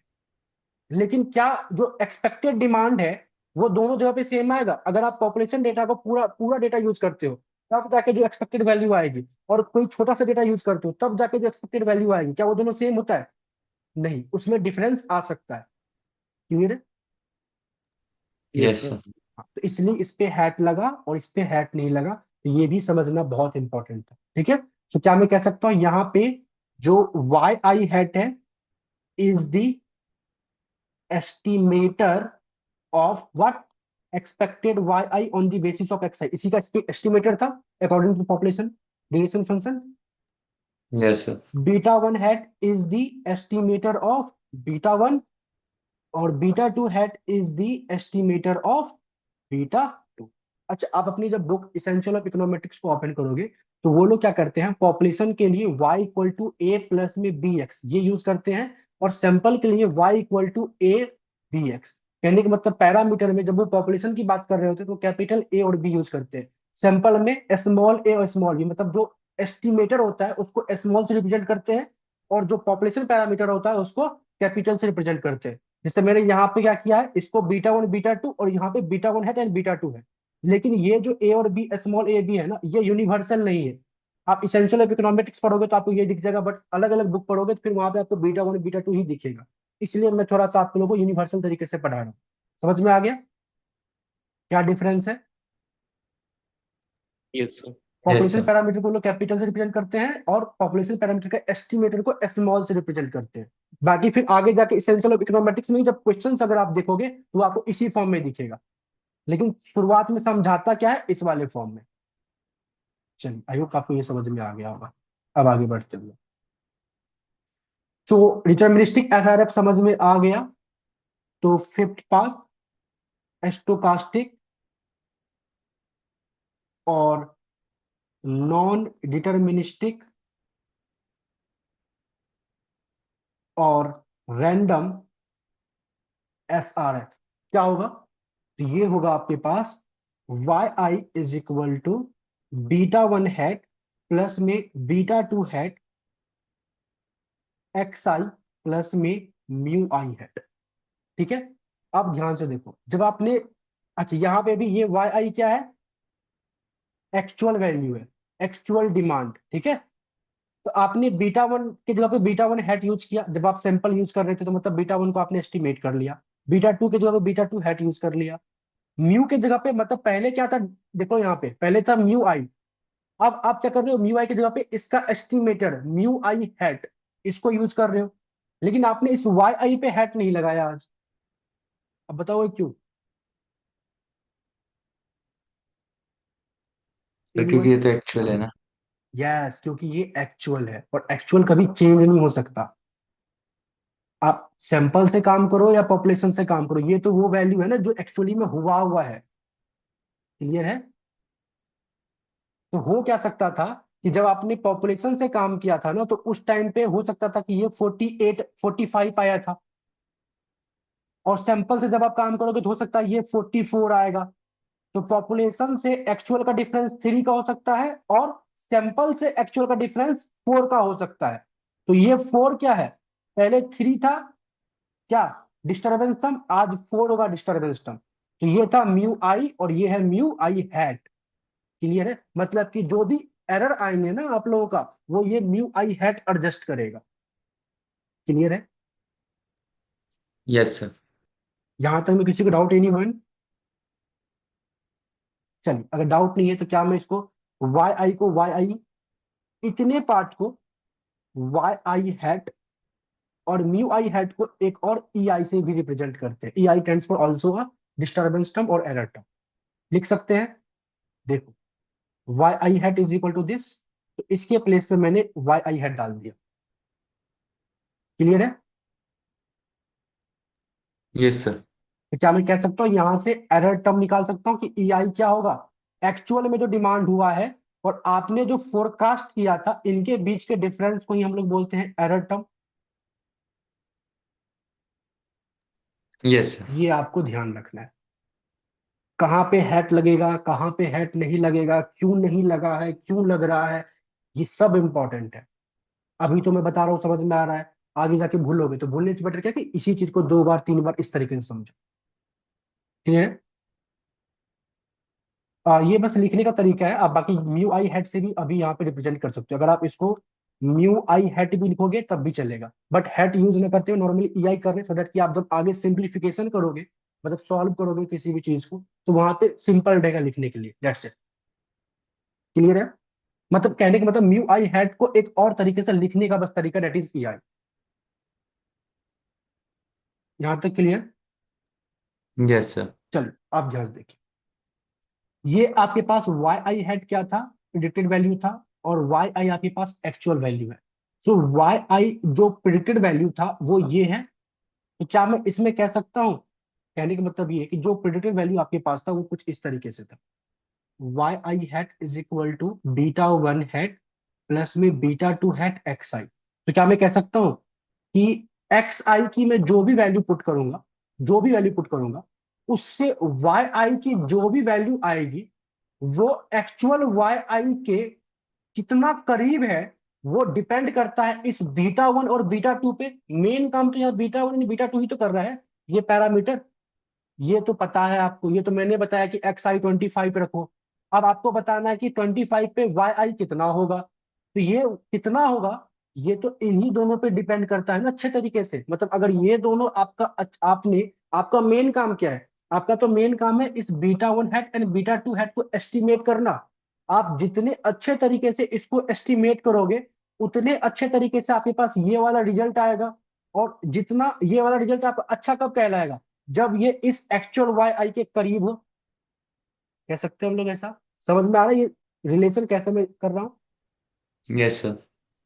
कि एक्स आई जो भी आप पुट करोगे, इससे जो भी वैल्यू आएगा वाई आई हैट का, वो अच्छा होना चाहिए।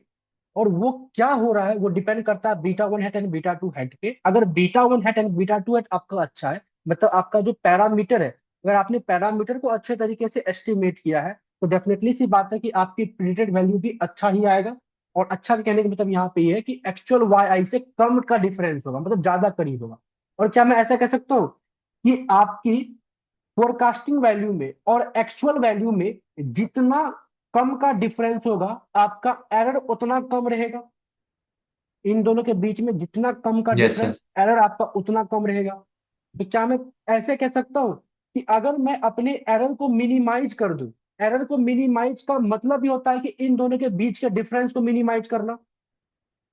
और इन दोनों के यस सर। बीच के डिफरेंस को मिनिमाइज करने का मतलब ही होता है कि एक अच्छा मॉडल तैयार करना। तो अगर मैं ऐसे बीटा वन हैट और बीटा टू हैट निकालूं, सो दैट कि ये जो एरर है ये मिनिमाइज हो जाए, तो क्या मेरा ये काम बन जाएगा? कंसेप्ट को यस समझो। सर।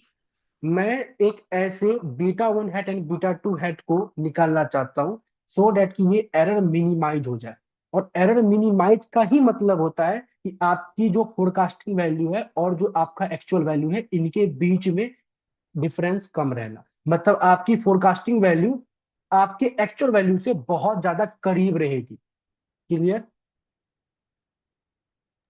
Yes sir. तो मतलब दोनों बात सेम है। आप इन दोनों को करीब लाओ या फिर अपने एरर को मिनिमाइज करो, दोनों सेंटेंस एक ही बात बताती है। तो अब आपके पास कंसेप्ट आता है, that is O L S estimator. इसका मतलब होता है ऑर्डिनरी लिस्ट स्क्वायर एस्टिमेटर। ये इसका ऑब्जेक्टिव क्या होता है, इसका जो ऑब्जेक्टिव होता है आपके पास, that is minimize the sum of the square of error term for determining the value of beta 1 hat and beta 2 hat। मतलब आप beta 1 hat and beta 2 hat को डिटरमाइन कर रहे हो। कैसे कर रहे हो? तो अपने एरर टर्म के sum of the square of error term, मतलब कि जितने भी एरर होंगे उन सब के समेशन के स्क्वायर को मिनिमाइज करके। क्लियर है? तो कहने मतलब अगर आप अपने एरर को मिनिमाइज करके ये beta 1 hat and beta 2 hat निकाल रहे हो, तो ये ऐसा beta 1 hat and beta 2 hat आएगा जिससे जो ये वाई आई हैट आएगा वो एक्चुअल के बहुत करीब रहेगा। क्लियर? ये यस बात सर। सबको समझ में आ गई? अच्छा, कोई समझ में आ रहा है ये सम क्यों हो रहा है? सम इसलिए हो रहा है कि अलग अलग इंडिविजुअल का अलग अलग प्रोस्पेक्टिव हो सकता है। कहने का मतलब ये है कि जब मैंने फोरकास्टिंग किया था, मतलब कि बीटा 1 हैट प्लस में बीटा 2 हैट एक्स आई, तो ये मेरे पास क्या है, ये प्रिडिक्टेड फोरकास्टिंग वैल्यू है। लेट सपोज वो 45 था, लेकिन एक्चुअली में डिमांड हुआ 40, किसी ने किया 48 का, किसी ने किया 47 का, किसी ने किया 44 का, किसी ने किया 43 का। तो इनके बीच का डिफरेंस होगा 1 का, यहाँ पे डिफरेंस है 3 का, यहाँ पे है 1 का, यहाँ पे है 5 का। तो ये सब 1 3 1 ये सब क्या है? ये एरर ही तो है। और इसी एरर के सम के स्क्वायर को, अच्छा स्क्वायर क्यों? याद करो सेमेस्टर 2 में एमएससी आपने पढ़ा था कि error can be a positive number, error can be a negative number, लेकिन मतलब दोनों का सेम ही होता है। दैट्स व्हाई हम लोग स्क्वायर कर रहे होते हैं। मीन स्क्वायर एरर एमएससी याद आ रहा है? Yes sir. तो बस वही चीज ही किया गया। क्लियर है? तो थोड़ा मैं रिकॉल कराते जाता हूँ कैसे सेमेस्टर 2 का स्टैट्स यहाँ पे यूज किया गया, ये सब, सो डेट कि आपको थोड़ा और अच्छा लगे पढ़ने में इसको। सो हमारा काम क्या है? हमारा काम है कि हम क्या करेंगे, अपने एरर टर्म को मिनिमाइज करेंगे। और किसी भी चीज को मिनिमाइज या मैक्सिमाइज करने के लिए हम लोग क्या यूज करते हैं? कैलकुलस का डिफरेंशिएशन। क्लियर है? डिफरेंशिएशन। Very good. तो यस सर। हमें क्या करना है? अपने एरर टर्म के स्क्वायर के समेशन को मिनिमाइज करना है। इसको मैंने नाम दिया लेट सपोज डब्ल्यू, और इसी को मेरे को मिनिमाइज करना है। और मेरे को मिनिमाइज करके किसकी वैल्यू निकालनी है? Beta 1 hat and beta 2 hat की। ये सब प्रूफ आ सकता है, तो ध्यान से देखना कैसे ही प्रूफ हो रहा है। मतलब पेपर में आपको बोल सकता है कि प्रूफ दी ऑयलर एस्टिमेटर। क्लियर है? 4 नंबर में आ सकता है, देखिएगा। Yes sir. तो मेरे पास ये प्रॉब्लम था, एरर के स्क्वायर के समेशन को मिनिमाइज करना, जिसको मैंने डब्ल्यू मान लिया फंक्शन। आप अब इसको मिनिमाइज करने से पहले, मतलब कैलकुलस का यूज करने से पहले थोड़ा इसको सिंप्लीफाई करते हैं। तो W is equal to summation of, क्या मैं ई आई को वाई आई माइनस में वाई आई हैट ये लिख सकता हूँ? Yes sir. W is equal to summation of Y I जैसे का तैसा, क्या मैं वाई आई हैट क्या होता है? बीटा 1 हैट प्लस में बीटा 2 हैट एक्स आई। तो बाहर माइनस लगा ले तो कुछ इस तरीके से होगा, beta 1 hat beta 2 hat x I, और इन सब पे स्क्वायर चल रहा है। क्लियर? अब यस मैं सर। इसको डिफरेंशिएट करूंगा both side with respect to beta 1 and beta 2। एक बार बीटा 1 और एक बार बीटा 2, क्योंकि मेरे को beta 1 hat and beta 2 hat चाहिए, तो हैट लगा दो, beta 1 hat and beta 2 hat. ठीक है? तो एक बार जब मैंने बीटा 1 हैट के रिस्पेक्ट में डिफरेंशिएट किया है, तो क्या मैं कह सकता हूँ क्या होगा यहाँ पे? 2 times of summation Y I minus में बीटा 1 हैट माइनस में बीटा 2 हैट एक्स आई, और अंदर में इस बीटा 1 हैट को दोबारा से डिफरेंशिएट करेंगे तो मेरे पास आ जाएगा -1। क्लियर? यस और सर। किसी भी चीज को मैक्सिमा मिनिमा करने के लिए फर्स्ट और डेरिवेटिव को हम लोग इक्वल टू 0 पुट करते हैं। तो मैं इसको यहाँ पे -2 summation of Y I minus में बीटा 1 हैट माइनस में beta 2 hat x I is equal to 0 रख रहा हूँ। -2 को उस तरफ लेके जाऊंगा तो मेरे पास क्या आएगा? Summation of Y I minus में बीटा 1 हैट माइनस में beta 2 hat x I is equal to 0। Summation अब मैं ब्रेक कर रहा हूँ, इसको समेशन ऑफ वाई आई लिखूंगा, समेशन ऑफ बीटा 1 हैट, और यहां से बीटा, चलो पहले एक लाइन और लिखते हैं, summation of beta 2 hat x I is equal to 0। अगर आप सभी एग्री करो तो क्या मैं समेशन ऑफ वाई आई को Y bar N times Y बार कह सकता हूं? Yes sir. देखो कैसे होगा। आप सभी को पता है वाई बार मतलब किसी भी चीज का मीन जब निकालते हैं तो उसका समेशन डिवाइड बाय एन करते हैं। तो जब यहां से आप क्रॉस मल्टीप्लाई करोगे तो समेशन ऑफ वाई क्या आएगा, N times of Y bar आएगा। Clear. Yes minus sir. Yes. Beta one एक पैरामीटर एक सिंगल वैल्यू होगी, और सिंगल वैल्यू किसी पैरामीटर का समेशन क्या होता है, एन टाइम्स दैट पैरामीटर, मतलब N times constant. Clear. Minus similarly यहाँ पे बीटा टू भी एक पैरामीटर है, तो उसको मैं कॉमन बाहर ले लूंगा, और समेशन ऑफ एक्स आई को क्या मैं अगेन एन एक्स बार लिख सकता हूं, equal to yes sir. Zero. तो क्या मैं अब यहां से, अगर इतना आप लोगों को समझ में आ गया, तो N times beta one hat is equal to N times Y bar minus में beta two hat N times X bar. मैंने इसको इस तरफ ला दिया, बाकी जैसे का तैसा रहने दिया। और फाइनली बीटा वन हैट मेरे पास क्या आ गया, एन नीचे लेके कटपिट कर देंगे, तो वाई बार माइनस में beta two hat x bar. ये जो आपके पास आया है, this is the final result, जो कि आपको अपने क्वेश्चन में यूज करना है। This is the formula for finding out the beta one hat. अगर आपके पास एक्स एंड वाई की वैल्यूज गिवन होगी, तो आप क्या करोगे, एक्स से एक्स बार निकालोगे, वाई से वाई बार निकालोगे, और बीटा टू हेड क्या होगा अभी हम लोग सीखेंगे, और ये सब आ जाएगा, तो आपके पास बीटा वन हेड की वैल्यू आ जाएगी। क्लियर। Yes sir. तो ये आपको याद भी रखना है फॉर्मूला की तरह भी, और इसका प्रूफ कैसे हुआ ये भी आपको ध्यान में रखना है, क्योंकि प्रूफ भी आ सकता है और आपको डायरेक्टली फॉर्मूला भी यूज करने के लिए आ सकता है। ये आपको याद रखना, ठीक है। चलिए, अब सेम अगेन उसी चीज को हम लोग क्या करते हैं, दोबारा से डिफरेंशिएट करते हैं with respect to beta two, जो ऊपर मेरे पास था। तो जब मैं इसको again with respect to beta two differentiate करूंगा, अगेन ये क्या जाएगा, two times of this summation, और यहां से जो है माइनस एक्स आई। क्लियर है। तो मैं यहां यस पे सर। लिख रहा हूं, मेरे पास आएगा two times of summation Y I minus में बीटा वन हैट माइनस में beta two hat x I, और माइनस का X I is equal to zero. Clear है। अब मैं इसको देखो इसे लिख रहा हूं, माइनस टू को एक साथ रख रहा हूं, समेशन वाई आई माइनस में बीटा वन हैट माइनस में beta two hat x i into में एक्स आई, इसको ऐसा रख रहा हूं। अब मैं आपको बताता हूँ यहाँ पे ना इकोनोमेटिक्स में प्रूफ करना और प्रूफ करने का तरीका दोनों आपको याद होना चाहिए। अगर मान लेते इस माइनस को आप इससे ले आते ओनली टू को इधर लेके चले जाते, और माइनस को यहाँ से यहाँ आप कर लेते मल्टीप्लाई, तो जो भी हम लोग प्रूफ कर रहे हैं वो प्रूफ आपसे नहीं हो पाता। तो प्रूफ करने का पैटर्न भी आपको पता होना चाहिए कि कब माइनस हमको हटा देना है, कब प्लस मेरे को रखना है, कब माइनस ऐड करना है, and so on so fourth. आगे कई सारे ऐसे प्रूफ्स दिखेंगे जहां पे आप जानबूझकर माइनस प्लस करोगे, अगर नहीं करोगे माइनस प्लस तो प्रूफ ही नहीं होगा फिर। इतनी बात समझ में आ गई। Yes sir. अब मैं क्या करूंगा, इस टू माइनस टू को उस तरफ शिफ्ट कर दूंगा, और ये इस तरीके से समेशन वाई आई एक्स आई माइनस में बीटा वन हैट एक्स आई माइनस में बीटा टू हैट एक्स आई का square is equal to zero. तो मेरे पास ये आ गया। क्लियर। अब अगेन समेशन वाई आई एक्स आई जैसे का तैसा रहने देते हैं, माइनस में बीटा वन हैट को मैं ब्रेक कर रहा हूं, क्या, अभी हम लोगों ने बीटा वन हैट की वैल्यू निकाला था, that is Y bar minus में beta two hat x bar निकाला था अभी जस्ट। Yes sir. वो एग्री करते हो सारे। ओके सो और इसके साथ में चल रहा है एक्स आई। तो इसको ना ऐसे करें,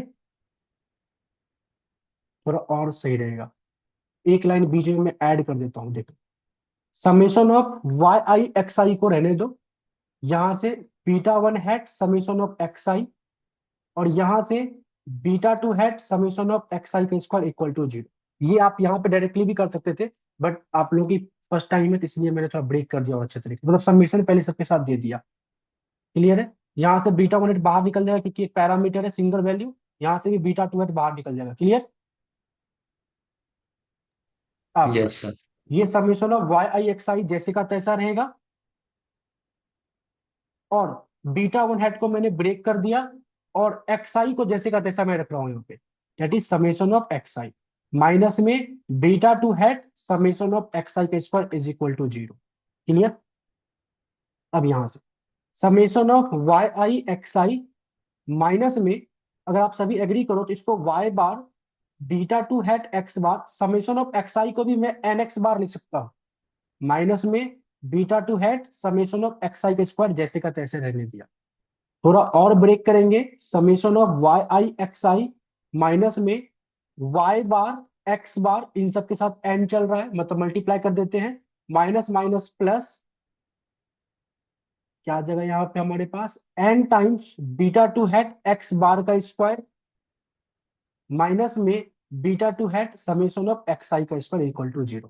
ठीक है, so summation of Y I x I minus में n y bar x bar का जैसे का तैसे रहने दो, बाकी टर्म को उस तरफ ले जाओ, beta two hat summation of x आई का स्क्वायर माइनस में n times beta two hat x bar का स्क्वायर। क्लियर? अगेन अब यहां से इसको summation of Y I x आई को जैसे का तैसा and y bar x bar को जैसे का तैसा, यहां से बीटा टू हेड को कॉमन ले लो बाहर, तो समेशन ऑफ एक्स आई का स्क्वायर माइनस में एन एक्स बार का स्क्वायर ये आपके पास आ जाएगा। अब मैं फाइनली लिख रहा हूं डियर फोर, क्या मैं बोल सकता हूँ बीटा टू हेड जो होगा वो होगा summation of Y I x I minus में n y bar x bar all divided by summation of x आई का स्क्वायर माइनस में एन एक्स बार का square. This is the formula for finding out the beta two है, value of beta two है। ये आपको formula भी याद रखना है और ये फॉर्मूला का प्रूफ कैसे हुआ ये भी आपको याद रखना है। जो जो प्रूफ्स आपको याद रखने हैं मैं आप लोगों को बोलते जाऊंगा, मतलब जो प्रूफ्स आपके पेपर में आ सकते हैं। क्लियर? Yes sir. क्या मैं इसी चीज को इस तरीके से लिख सकता हूँ, beta two hat is equal to summation of Y I minus y bar x I minus x bar whole divided by summation of x I minus x bar का होल स्क्वायर। एग्री करते हो? चलो agree नहीं करते हो ना तो ये आपके पास होमवर्क है। क्या होमवर्क है कि आपको ना ये और ये आपस में इक्वल है ये प्रूफ करना है, मतलब आप यहां से स्टार्ट करना, नीचे वाले से स्टार्ट करना, तो नीचे वाले का जो आरएचएस है इसको सॉल्व करना, मतलब ब्रेक करना और देखना क्या आपको ये ऊपर वाला मिल रहा है या नहीं मिल रहा। नेक्स्ट क्लास में मैं आपको ये प्रूफ करके दिखा दूंगा। तो मतलब ये दोनों ही फॉर्मूला है, मतलब दोनों सेम चीज ही है। क्लियर? Yes sir. अब ये क्लियर हो गया तो अभी आपने क्या देखा, बीटा टू हैट आप निकाल सकते हो आप, फिर आप बीटा टू हैट और बीटा वन हैट निकाल सकते हो। और ये बीटा टू हैट और बीटा वन हैट आपने किस वाले कंसेप्ट को यूज करके निकाला है, एरर को मिनिमाइज करके। और एरर को मिनिमाइज कर रहे हो कहने का मतलब क्या है कि आप अपने फोरकास्टिंग वैल्यू और एक्चुअल वैल्यू को करीब लेके आ रहे हैं। क्लियर? तो अब मान लेते हैं एक सिंपल सा आप लोग को देखो आइडिया देता हूँ तो थोड़ा आप लोग को अच्छा फील होगा। अगर मान लेते हैं मैं आपको कहता हूँ कि आप में से मैंने किसी को उठाया, मैंने बोला कि ये वाई है ना डिमांड है, मतलब कि अलग अलग ईयर में ना ये डिमांड रहा है, और ये एक्स आई जो है ना ये प्राइस है, अलग अलग ईयर में प्राइस रहा है। कहने का मतलब ये है कि डिफरेंट डिफरेंट प्राइस पे डिफरेंट डिफरेंट डिमांड रहा है। इस तरीके से मैंने आपको डेटा दे दिया। अब मैं आपको बोलूंगा बताओ इस डेटा को किसी इक्वेशन में रिप्रेजेंट करके दिखाओ कि कैसे ये डेटा जो है एक मॉडल मॉडल बना के दिखाओ, मतलब कि अलग अलग एक्स आई पे क्या वैल्यूज आएंगी। तो क्या मैं कह सकता हूँ कि अगर आपको बीटा वन हैट और बीटा टू हैट की वैल्यू पता चल जाए, बीटा वन हैट आपको पता है क्या होता है, वाई बार माइनस में beta two hat x bar, beta two hat पता है आपको क्या होता है, that is summation of Y I x I minus में एन एक्स बार का whole square, no sorry n x bar into में वाई बार ना, एन एक्स बार इंटू में Y bar, n x bar into में Y bar summation of x आई का square minus में N x bar का square. ध्यान से देखो, क्या आप इस वाई आई से वाई बार निकाल सकते हो, एक्स आई से एक्स बार निकाल सकते हो? Yes sir. क्या आप वाई आई और एक्स आई का समेशन निकाल सकते हो? Yes yes sir. निकाल सकते। क्या आप एक्स आई स्क्वायर के समेशन निकाल सकते हो?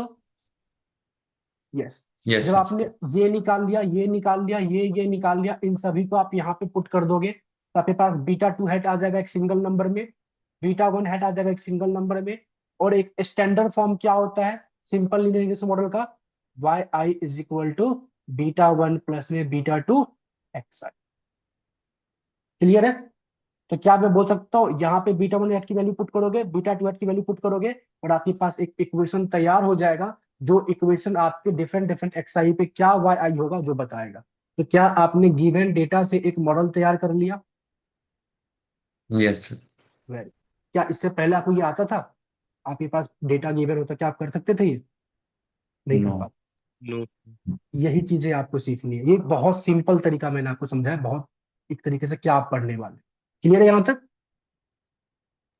Yes sir. Yes sir. चलिए, तो अगर क्लियर है तो क्या आगे जाना है या फिर यहीं पे ब्रेक कर दे? चल सकते हैं। चल सकते हो? मजा आ रहा है? Yes yes sir. सर। चलो, मजा आ रहा है तो कुछ और प्रूफ्स करते हैं, फिर चलते हैं। प्रॉपर्टीज ऑफ ओएलएस एस्टिमेटर, देखते हैं क्या सब है। पहला प्रॉपर्टी क्या कहता है? ये कहता है arithmetic mean of sum of the error term is always equal to zero.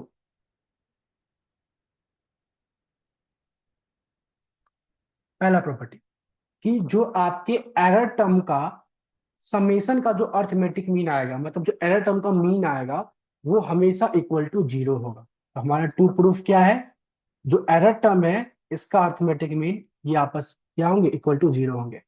क्या मैं इसको बोल सकता हूँ ये कुछ ऐसा भी कह रहा है, summation of E I upon में एन इक्वल टू जीरो? क्या मैं कह सकता हूँ कि ये कुछ ऐसा भी कह रहा है इक्वल टू जीरो? कहने का मतलब क्या है? अगर आप ये प्रूफ करो, ये प्रूफ करो, या ये प्रूफ करो, आपस में सब तो इक्वल ही है ना? बोलो। अगर आपने ये प्रूफ यस कर सर। दिया तो ये प्रूफ नहीं होगा? जीरो अपॉन में समथिंग जीरो, और इसी को तो बोलते हैं e bar. Yes sir. Sum of the error term को इक्वल टू जीरो आपको प्रूफ करना है। और उसी का याद करो, आप लोगों ने सेमेस्टर 2 में मैंने आप लोगों को थ्योरेटिकली बताया था कि एरर टर्म का जो समेशन होता है वो जीरो होता है। मैंने क्या बोला था कि कुछ टर्म्स पॉजिटिव होते हैं, कुछ टर्म्स नेगेटिव होते हैं, कुछ इन सबको नेगेटिव। जब ऐड करोगे तो जीरो हो जाएगा, मतलब यस जीरो सर। को अप्रोच करेगा। देखो आज उसका प्रूफ आप सीखते हैं। ध्यान से देखो, हमें प्रूफ क्या करना है? हमारे पास टू प्रूफ क्या है? Summation of E I is equal to zero, error term का समेशन जीरो। इसको प्रूफ कर देंगे तो ये भी हो जाएगा प्रूफ, ये भी हो जाएगा ऑटोमेटिकली, मतलब सेम ही चीज है, मतलब ऐसा आप समझ लो। चलिए, तो एल एच एस से स्टार्ट करते हैं। समेशन ऑफ ई आई को क्या लिख सकते हैं हम लोग? वाई आई माइनस में वाई आई हैट, ठीक है? तो समेशन ऑफ वाई आई को जैसा का तैसा, वाई आई हैट को बीटा वन हैट माइनस में beta two hat x i. यहां तक क्लियर है? Summation of Y I minus में summation of beta one hat minus में बीटा टू हैट को निकालो summation of x i. Again summation of Y i को n times Y bar summation of beta hat, ये n times beta one hat होगा, beta two hat summation of x आई को हम लोग लिख सकते हैं एन टाइम्स एक्स बार। यहां तक में कोई डाउट एनीवन? अभी तक सेम ही किया हुआ है, इसको बस ब्रेक कर दिया, ये एन टाइम्स से आ गया, ये इसको ब्रेक कर दिया, डेट्स इट। अब ये n times Y bar minus में एन, और आपको पता है बीटा वन हेड का फॉर्मूला अभी आपने निकाला था, that is what? Y bar minus में beta two head x bar, यही था। और माइनस में चल रहा है beta two yes sir. Head n x bar. अब आगे एन वाई बार, यहां से n y bar minus minus plus n times beta two head x bar, और यहां से beta two head n x bar. क्या मैं कह सकता हूं ये सब कट जाएंगे, इक्वल टू जीरो।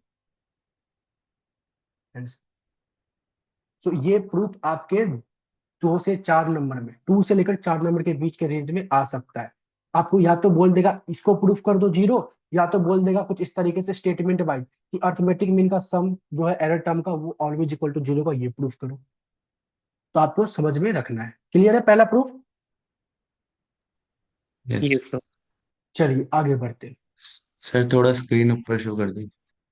ठीक है, बाकी मैं भेज दूंगा वैसे तो।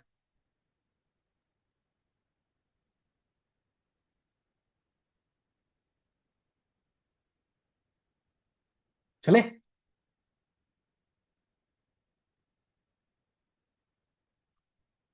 Yes sir. Sum of the product of error term and regressor is always equal to zero. क्या बोला गया कि एरर टर्म और रिग्रेसर के प्रोडक्ट का जो समेशन होगा वो क्या होगा, इक्वल टू जीरो होगा। तो क्या मैं कह सकता हूं हमारा टू प्रूफ क्या है बताओ, sum of E i error term, regressor क्या होता है, एनीवन? Independent sir variable. पर एक्साइड independent variable, very good, explanatory variable. ठीक है, और डिपेंडेंट को क्या कहते हैं, रिग्रेसेंड, याद रखना। तो हो सकता है रिग्रेसेंड वर्ड यूज करे किसी प्रूफ में, रिग्रेसर बोल सकता है, हो सकता था इस प्रूफ में बोलता कि एरर टर्म और एक्सप्लेनेटरी वेरिएबल, हो सकता था बोलता आपको पॉपुलेशन डिस्टरबेंस टर्म रिग्रेसर, तो कुछ ही भी तरीके से बोल सकता है। ठीक है, चलिए, तो समेशन ऑफ आप प्रूफ करते हैं, तो एलएचएस साइड मतलब इसको प्रूफ करना हमें इक्वल टू जीरो। हम लोग स्टार्ट कर रहे हैं एलएचएस साइड से। तो ई आई क्या है हमारे पास, वाई आई माइनस में वाई आई हैट इंटू में एक्स आई, जिसको इक्वल टू जीरो हमें प्रूफ करना है। तो समेशन ऑफ वाई आई को जैसे का तैसा रहने देते हैं, और वाई आई हैट हमारे पास क्या होता है, beta one hat beta two hat x i into में x i.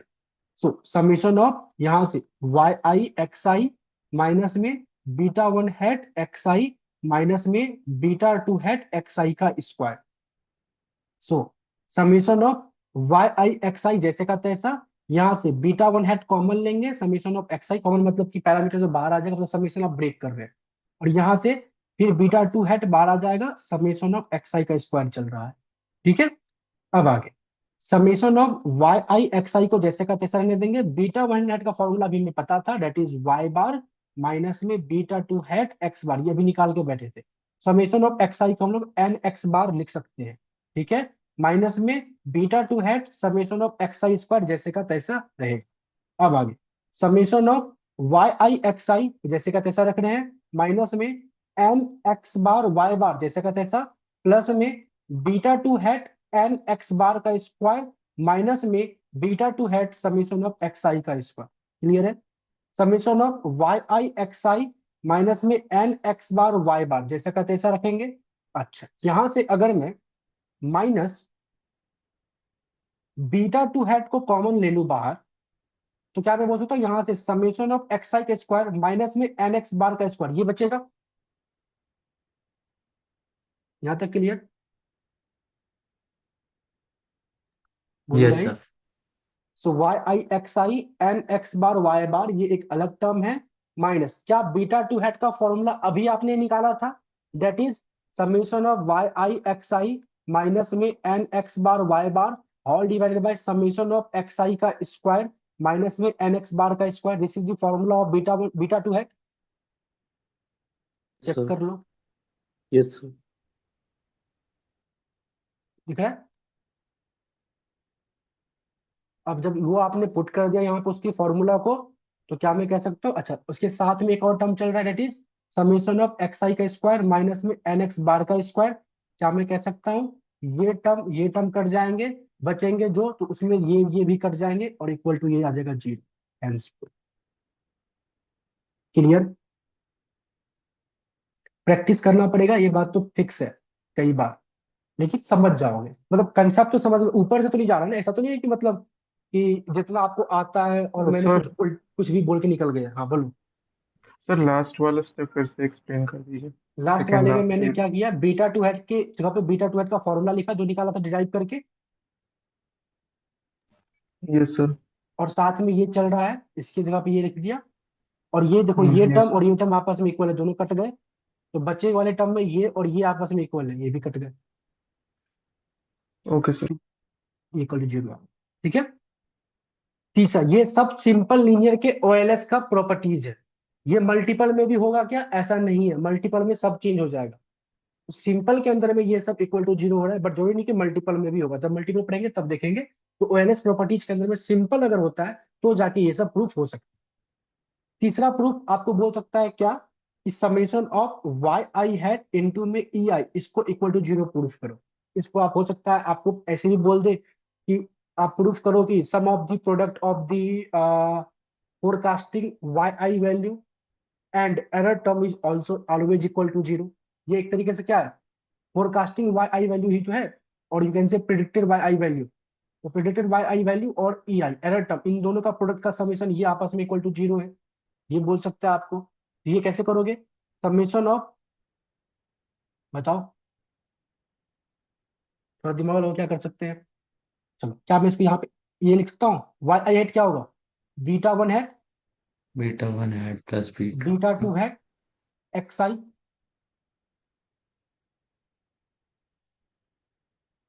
Summation of beta one hat e i, beta two hat x i into में ई आई, समेशन लगाओ। क्या मैं बीटा वन हैट को बाहर समेशन ई आई के साथ रहने सकता हूँ, यहां से बीटा टू हैट को बाहर समेशन एक्स आई इंटू ई आई रहेगा। क्या अभी आप समेशन ऑफ ई आई इसको जीरो प्रूफ कर चुके हो, इसको भी जीरो प्रूफ कर चुके हो, तो zero plus zero equal to zero proof. Clear है। Yes sir. चलिए, अच्छा फोर्थ इसका प्रॉपर्टी जो है ना, ये प्रूफ करने के लिए नहीं है, थ्योरेटिकल प्रूफ मतलब है। वो क्या कहता है, ये कहता है arithmetic mean of Y bar and X bar always hold the regression equation, regression equation. कहने का मतलब क्या है कि अगर Y I is equal to beta one, चलो नॉर्मल लेके चले, पॉपुलेशन के पॉइंट ऑफ व्यू चलते हैं, Y I equal to beta one plus में बीटा टू एक्स आई है, अगर ऐसा है, तो अगर मैं सारे वेरिएबल पे बार लगा दूंगा, तो अगर ये आपस में इक्वल है तो ये भी आपस में इक्वल होगा। इसी को कहते हैं कि जो arithmetic y bar x bar है always hold the regression equation. अगर वाई आई बराबर beta one and beta two x आई है, तो अगर इसके ऊपर मैं बार लगा देता हूँ, मीन मतलब लगा के करता हूँ, तो ये भी आपस में इक्वल होंगे। क्लियर है। Yes sir.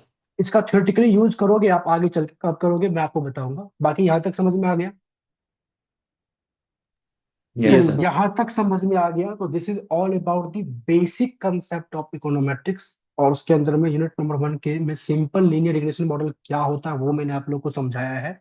एक क्वेश्चन आप लोग को मैं होमवर्क के लिए दे रहा हूँ, कब करना है आपको मैं समझाता हूँ। आपको करना क्या है, so that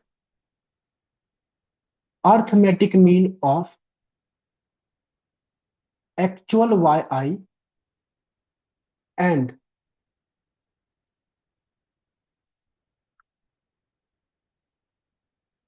arithmetic mean of predicted y I is always equal. अरे, is always equal in simple linear regression model, in simple linear regression model। ये आपको प्रूफ करना है। पेपर में आया हुआ क्वेश्चन है 4 मार्क्स में, ट्राई करना। जितना आपने आज कंसेप्ट सीखा इससे आप इसको प्रूफ कर सकते हो। अच्छा एक बात बताओ, एक हिंट देता हूँ, तो ये बताएगा मेरे को टू प्रूफ हमारा क्या है यहाँ पे। ये रहा एक्चुअल वाई आई, क्लियर, और ये रहा मेरा प्रिडिक्टेड वाई आई, क्लियर है। बोलो, इसको कहते हैं एक्चुअल वाई आई यस सर। और इसको कहते हैं प्रिडिक्टेड वाई आई, मतलब हैट लग गया प्रिडिक्टेड वाई आई। इसका मीन और इसका मीन आपस में क्या होंगे, बोलो। तो टू प्रूफ हमारा क्या है, Y bar must be equal to Y hat bar. Clear. Yes sir. Sir हम यस लोग सर। एक यस बोलो। एलएचएस करेंगे आरएचएस से। वो आपको सोचना है कैसे करेंगे। आपको बेसिकली ये कोई भी यूज करके, किसी भी नंबर को यूज करके, तो एक हिंट देता हूँ, आप इससे ज्यादा कुछ नहीं कर पाओगे, इसी को ब्रेक करके कर सकते ओ। हो। ठीक है। अब आपको काम है कि आप ब्रेक करके लास्ट में आपको ये वाला इस तरीके से लेके आना है, दिस इज योर होम। ठीक है। ओके। So okay sir. हाँ, this is all about the concept of econometrics का पहला क्लास, जहाँ पे हम लोगों ने बेसिक सीख लिया, ओएलएस एस्टिमेटर क्या होता है सीख लिया, इकोनोमेट्रिक्स में क्यों पढ़ते हैं और क्या सब पढ़ते हैं ये हम लोगों ने एक आइडिया ले लिया, और सिंपल लीनियर रिग्रेशन अंडर के लीनियर रिग्रेशन मॉडल के अंदर में ओएलएस एस्टिमेटर और उसके प्रॉपर्टीज को हम लोगों ने कर लिया। अब जो भी नेक्स्ट क्लास हमारे लिए हमारे पास होगा, बेसिकली मैं पहले तो अभी पहली पहली क्लास हर एक सेमेस्टर 2 एंड सेमेस्टर 4 कर लूंगा जो कि ओपन है। और उसको लेने के बाद मैं आप लोगों के साथ जो भी क्लासेस होगी क्लास नंबर 2 ऑनवर्ड्स, वो सिर्फ और सिर्फ रजिस्टर्ड स्टूडेंट के साथ मैं लूंगा। और उन सभी की डिटेल्स आप लोगों को जो पेड ग्रुप बनेगी उसमें दे दी जाएगी। क्लियर? ओके। किसी को कोई डाउट हो तो आप पूछ सकते हो। और आप में से कोई भी बच्चा जो बेस्ट लेटर सपोज बाद में रिकॉर्डिंग देखेंगे उनके लिए मैं कह रहा हूँ कि आपको अगर मान लीजिए रजिस्ट्रेशन कराना होगा तो आप इस नंबर पे 6203360410 इस पे आप व्हाट्सअप कर सकते हो। जो इकोनॉमेटिक्स की फीस है वो 6000 रुपीज है, अगर आप ओनली इकोनॉमेटिक्स में इनरोल कराते हो तो। और अगर आप सेमेस्टर 4 के ऑल 3 कोर पेपर में अगर आप इनरोल कराते हो तो ऑल 3 कोर पेपर आपको सेमेस्टर 4 का 14000 रुपीज में मिलेगा। This is the fee for all 3 core paper और this is the fee for econometrics only. Yes, अब किसी को कोई डाउट हो तो आप लोग पूछ सकते हो, फिलहाल के लिए मैं रिकॉर्डिंग को पॉज कर रहा हूँ।